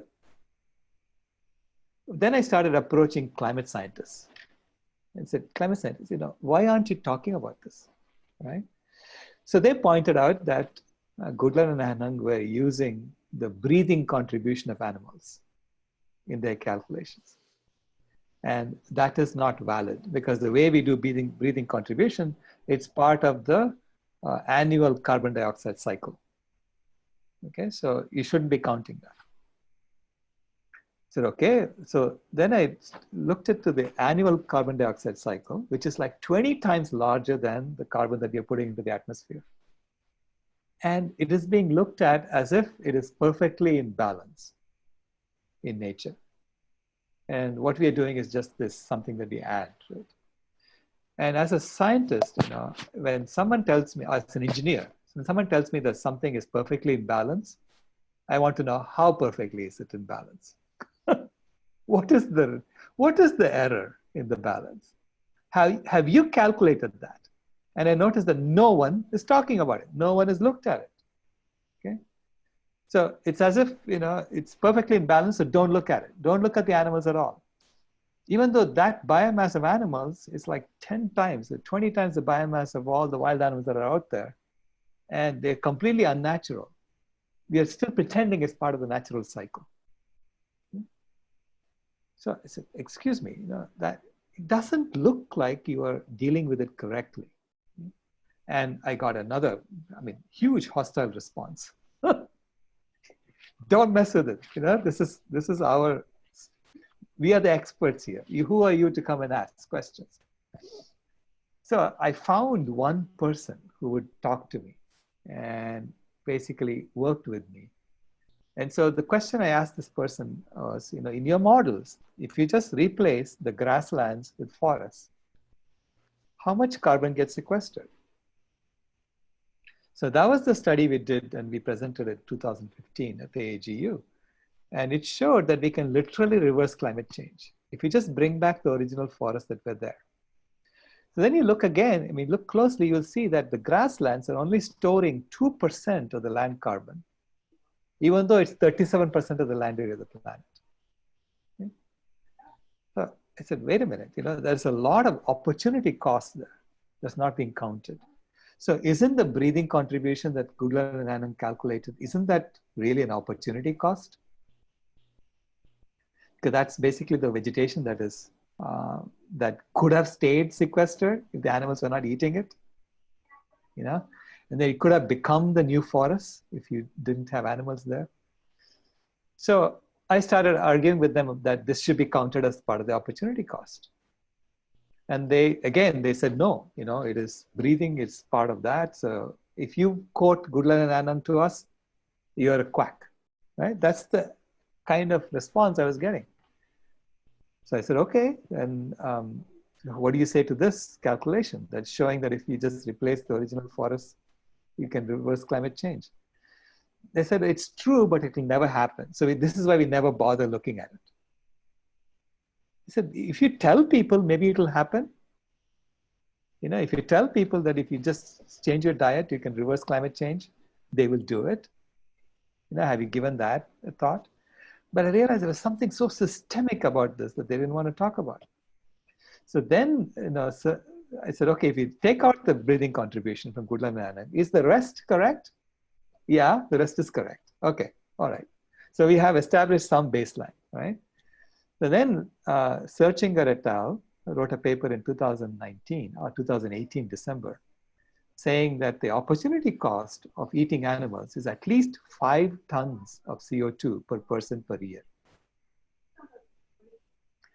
Well, there are 7.8 billion of us. 5 tons of CO2 per person per year. That's 39 billion tons of CO2 per person per year, which is almost the entire CO2 that we're emitting, is the opportunity cost.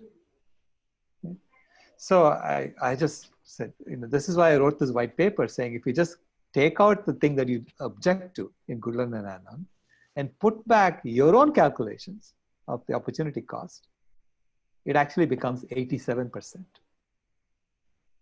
not 51%. So it is at least 87%. So this is just being, completely objective as an engineer and a scientist. If I were to look at this and I had no axe to grind on either side, this is what I would come up with.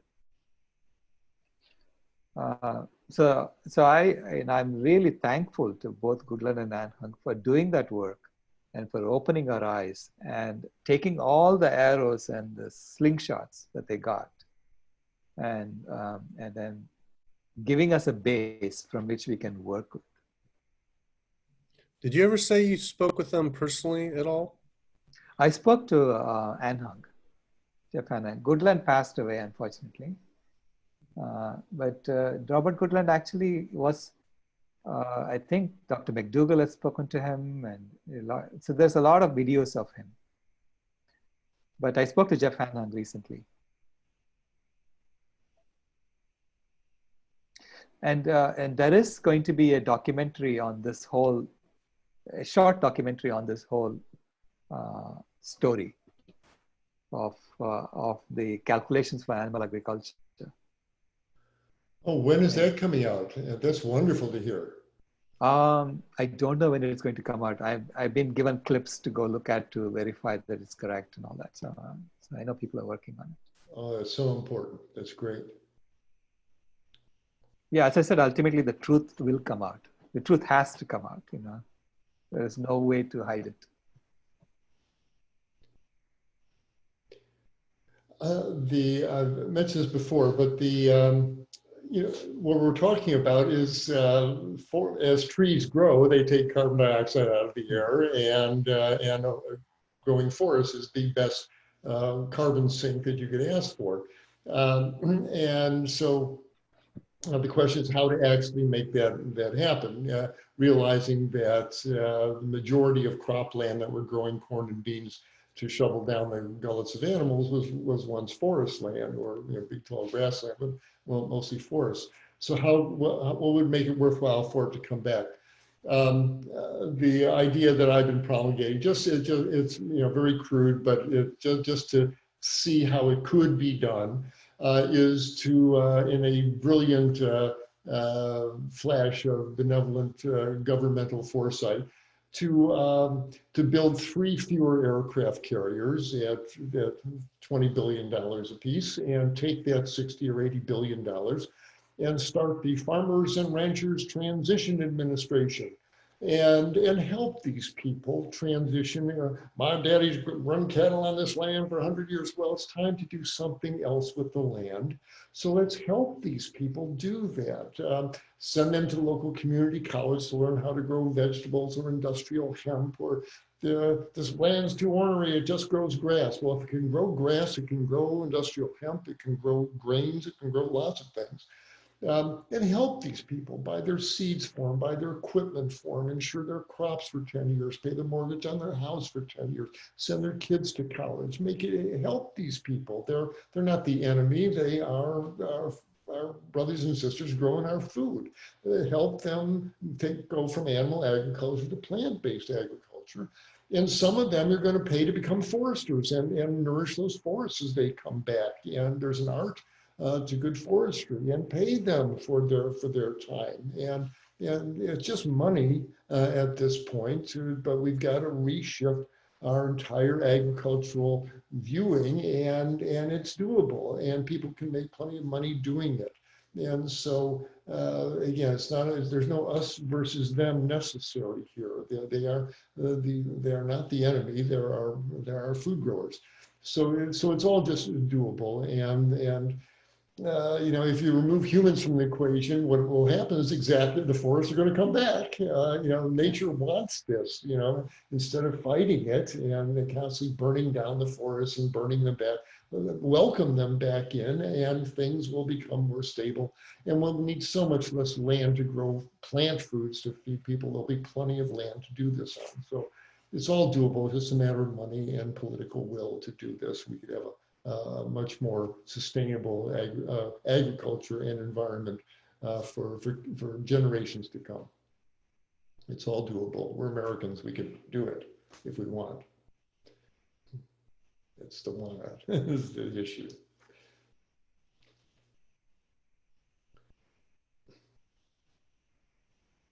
Can I jump in with a question from the Q&A box? Mm-hmm. Okay. This is one that says, I've attended many climate reality project workshops too.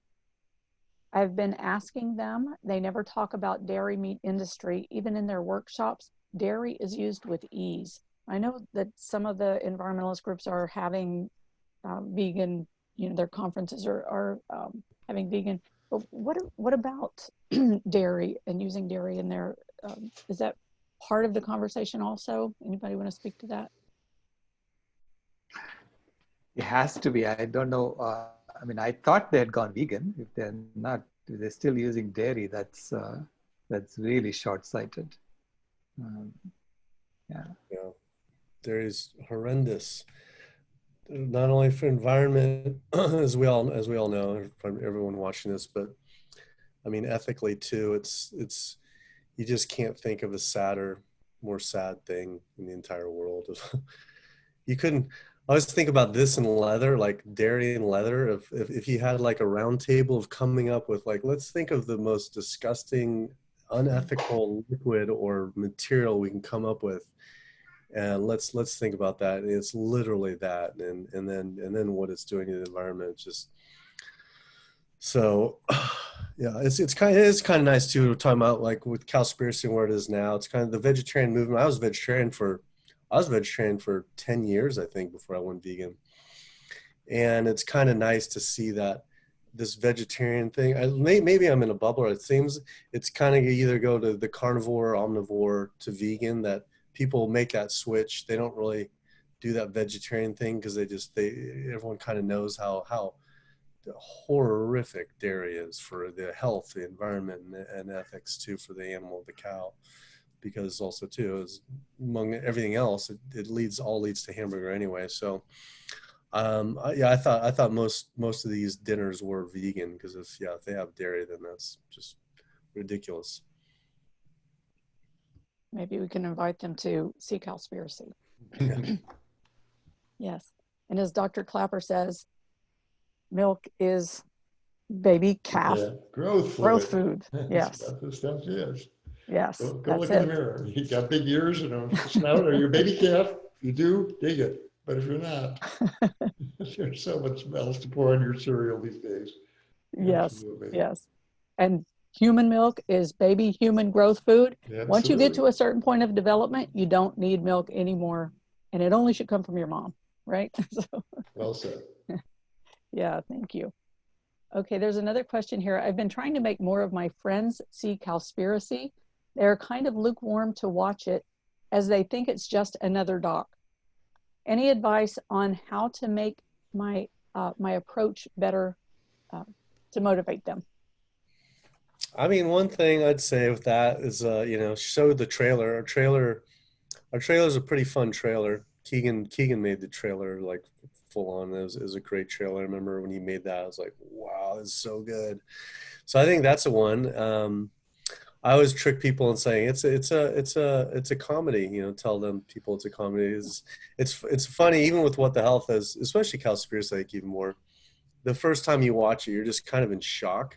But the second and third time, there's so many funny moments in there that you don't really see that first time.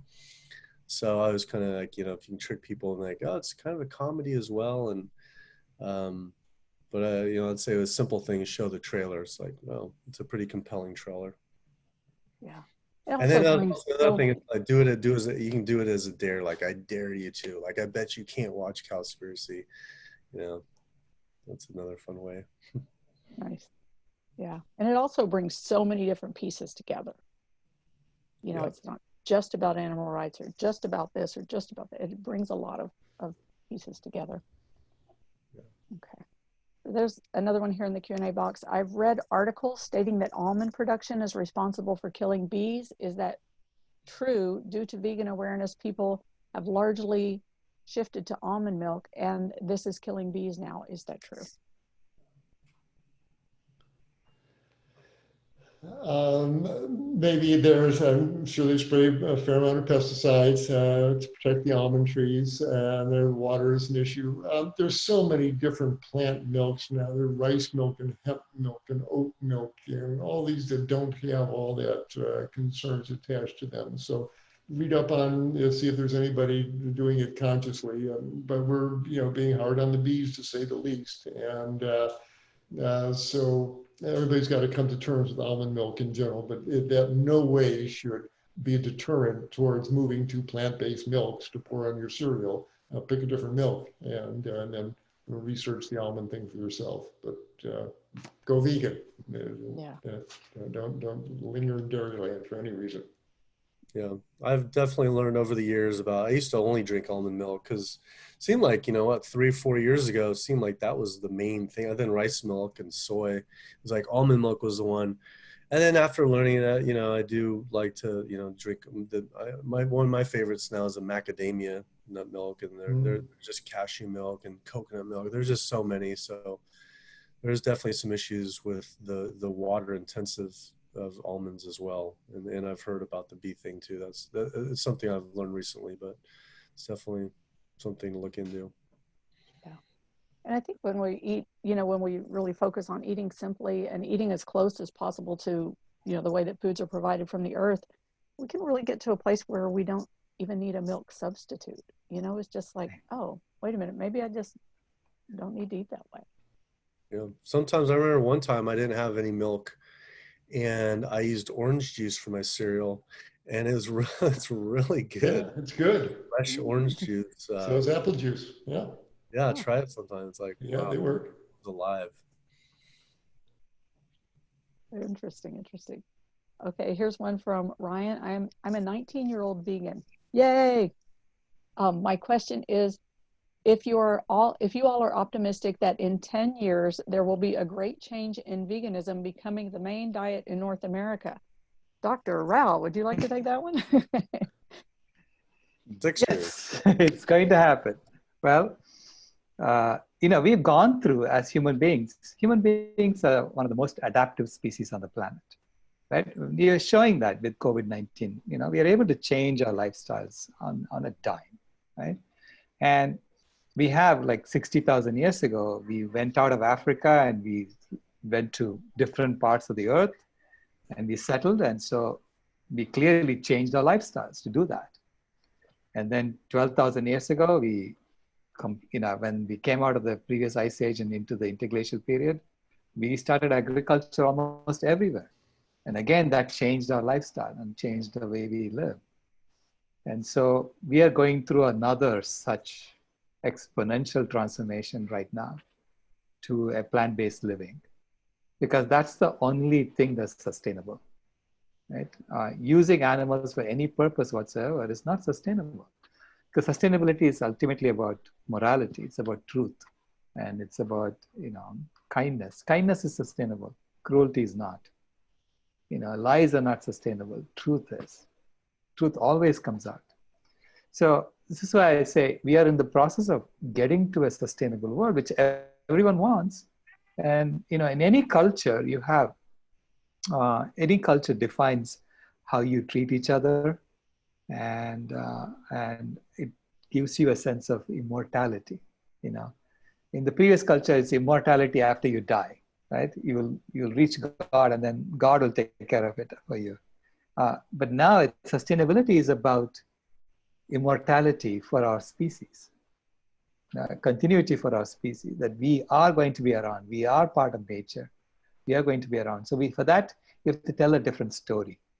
And you have to tell a story in which we do belong. We belong exactly as we are. And this is why I tell the story of the thermostat species and how we kept the temperature constant. We prevented the Earth from going to another ice age 6,000 years ago.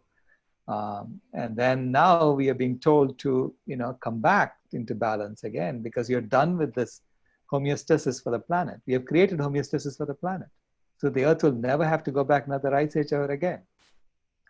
So we have to tell a different story. So I think any major transformation requires a different culture, a different civilization, a different story, a different set of rules for us.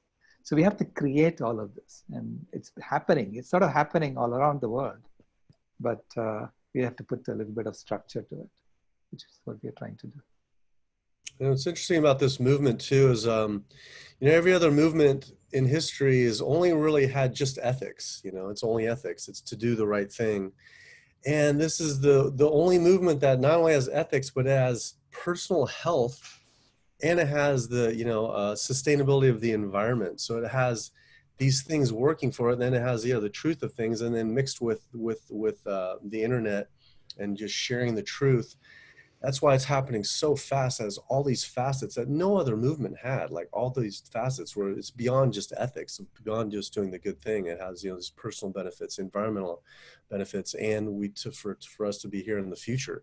So that's another reason why it's so inevitable. And I always tell people, it's like, you're either part of the past or you're part of the future. Might as well be the first one, so your great grandkids can say, oh, my great grandfather was the first one to be on that side of the movement, because it is happening. It's not if, it's when, and it's just happening so fast. So might as well be on the winning team. And it's so fun to be part of this movement where, again, even when Cowspiracy came up, it was just like we felt like we're on the losing team. We're the weirdos. It's like, this is never going to happen.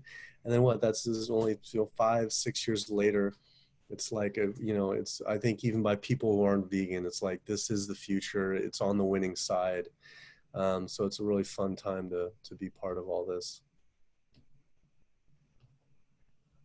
Beautiful, beautiful, beautiful. Said. And beautifully said. Oh, did you want to add to that, Dr. Klaper? No, beautifully said. That's exactly right. The truth is on our side on this one. The pendulum swinging in the right direction. Nice, I love it. And I want to just say for Ryan, who asked that question, and anyone else, the reason I went to Dr. Rao is because Climate Healers does have a specific goal and a specific mission. We're working to having a vegan world by 2026, which is in less than 10 years. So. Always remember too, the tipping point, people are like, oh, reaching the tipping point. The tipping point already happened. It already happened. We're past that. So it's not like this is going to happen. It happened. It happened several years ago. And that's another thing too, is like, it's here, it's now. So yay. Nice. Yay. Okay, I'm going to keep going on the QA box because we have quite a few and we're getting, is it okay to keep going? We are at the end of our time. Do you have time for a few more questions? I have time, but it's up to you guys. Okay. What are your views on cell-based lab-grown meat, especially in the health perspective?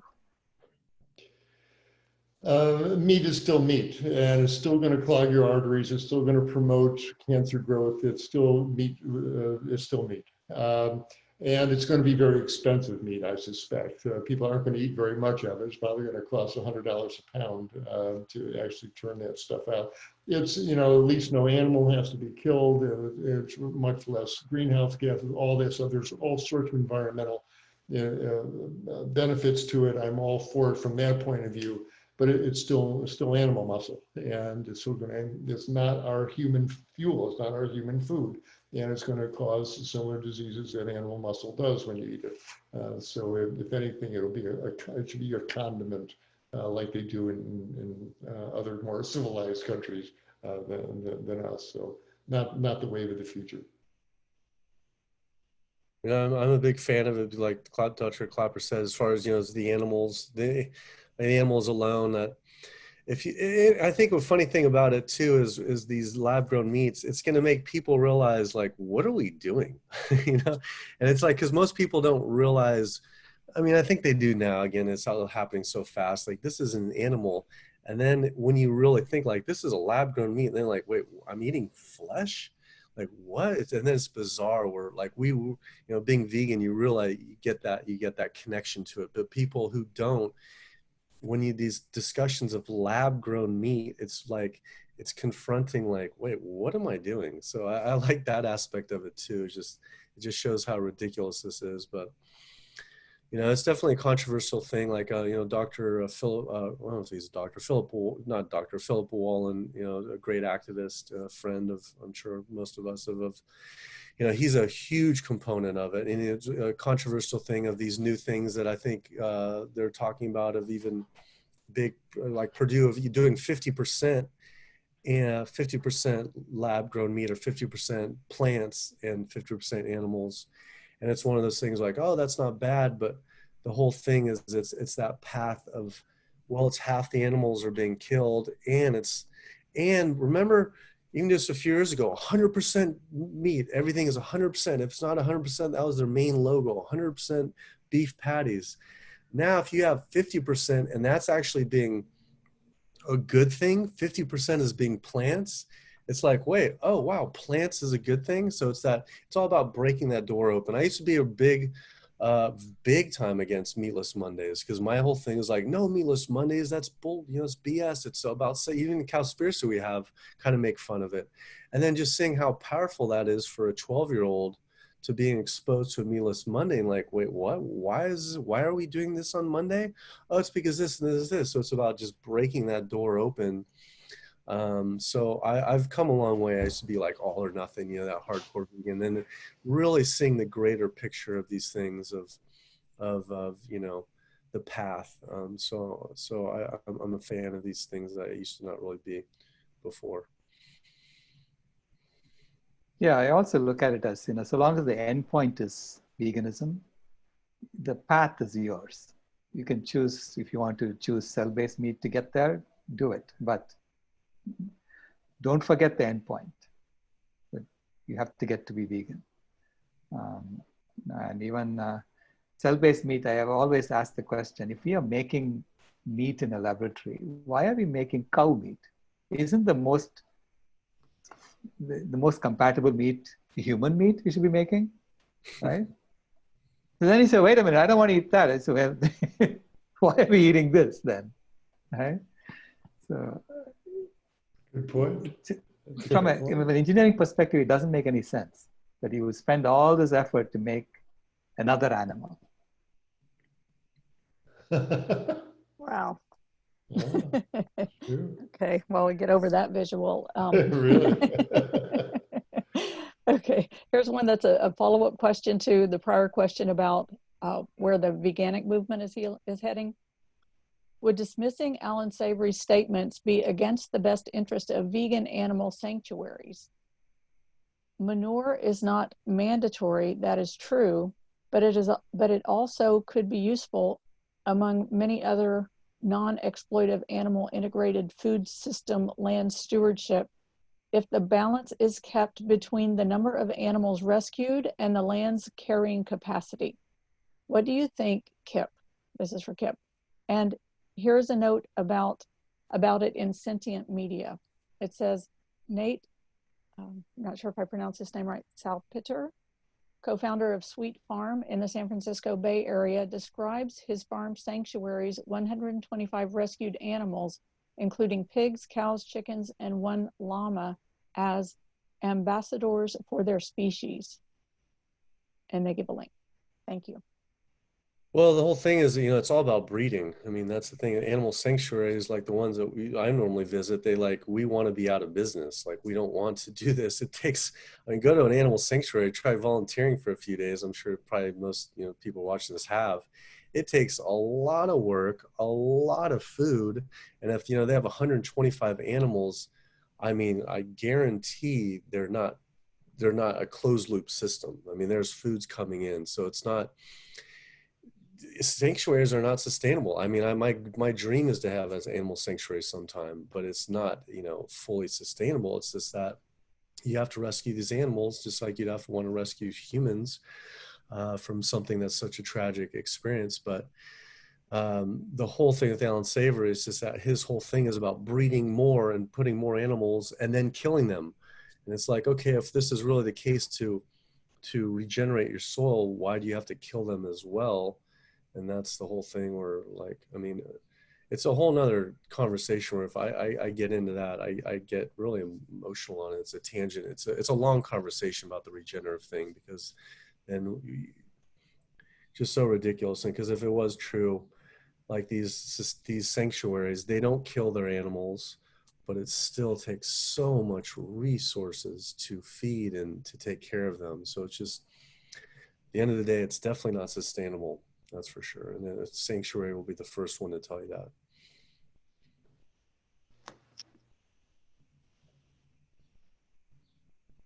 Thank you. Okay. We have two more questions here anyway. What are your thoughts on avocado farming? I've heard overproduction of avocados are draining the water away. Any thoughts? When you look at the reality of the amount of water that it takes to grow animals, the majority of water in California is irrigating alfalfa and corn and soybeans and growing animals.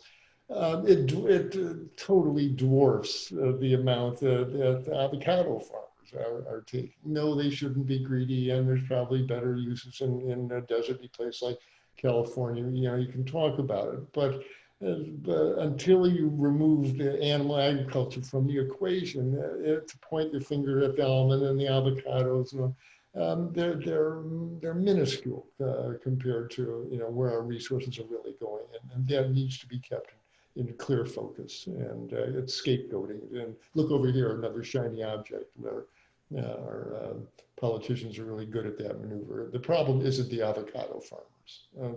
The problem is our meat gluttony and all that that requires. Thank you. Okay, this last one is for Dr. Rao. It says, hi, I'm from India. I became vegan after I watched Cowspiracy. Somehow leaving milk, ghee, and curd to my friends and relatives here in India seems like a sin. Is there any article, movie, documentary to support veganism for Indians, as our God Krishna used to be consuming dairy?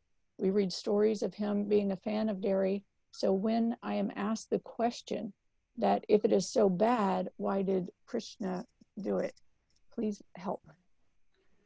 Right. There is a movie that we are working on called The Land of Ahimsa, which is going to be specific to India, and we're going to address even the question of Krishna and dairy in that movie. There is also a video on Facebook and Vimeo about the explanation for Krishna's symbolic stories. You know, Krishna lifted a mountain with his little finger. He danced on the hood of a seven-headed snake. And we don't do that, but then we eat the butter because Krishna ate butter, you know. So that's a very selective use of Krishna for marketing purposes. So that's what I addressed in that video. It's a short 5-6 minute video. Maybe we'll put it up on the website once this is over. Okay, and you have one on your on the Cowspiracy website also, right? And in your list of webinars, don't you? Doesn't one of your webinars there address that? Yeah, I did. Yeah, sorry, go ahead. No, I would encourage you to post that video about Krishna. I lectured at the Jain event last year and was surprised that they didn't make the connection between true ahimsa and the reality of dairy. And apparently dairying in India is becoming just like dairying here in America, factory farms and all of that, and slaughter and all that. So it's so important to bring those realities out to the Indian community and to all of us. So I really encourage you to put that video out, because it's driving a lot of continuing usage of dairy in that community. Sure, sure. Good. Yeah, Rebecca, did you put that up on the chat just now? Yes, I did. It's from your Climate Healers page in the webinars, great. and I just posted it here. Okay. Great, Great. great. And there was one more question about whether this is being recorded and where it will be posted.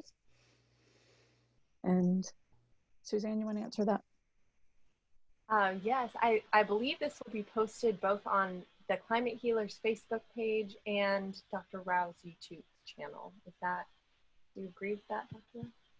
Yeah, and also I'll put it up on the 21 days page too. Perfect. Yes. Okay, Right. great. So the What the Health videos are on the 21 days page, so people can watch the discussion that happened last Great. week. And since we weren't able to live stream into Facebook, we'll upload it to the Climate Healers Facebook page, and then you can share it on social media there too, on Facebook. Okay. And we'll try to sort it out for this afternoon. So thank you all so very much for being part of this. It's been a stimulating discussion as always. And thank you for taking the time. Thank you. Thank you, everybody. Well done. Really enjoyed it. Thank you. Keep getting Thank that you work all. out. Kip, for your work. Oh, Yeah, well, thank you. all for we're all doing it together. Thank you. Absolutely. All right. Bye bye.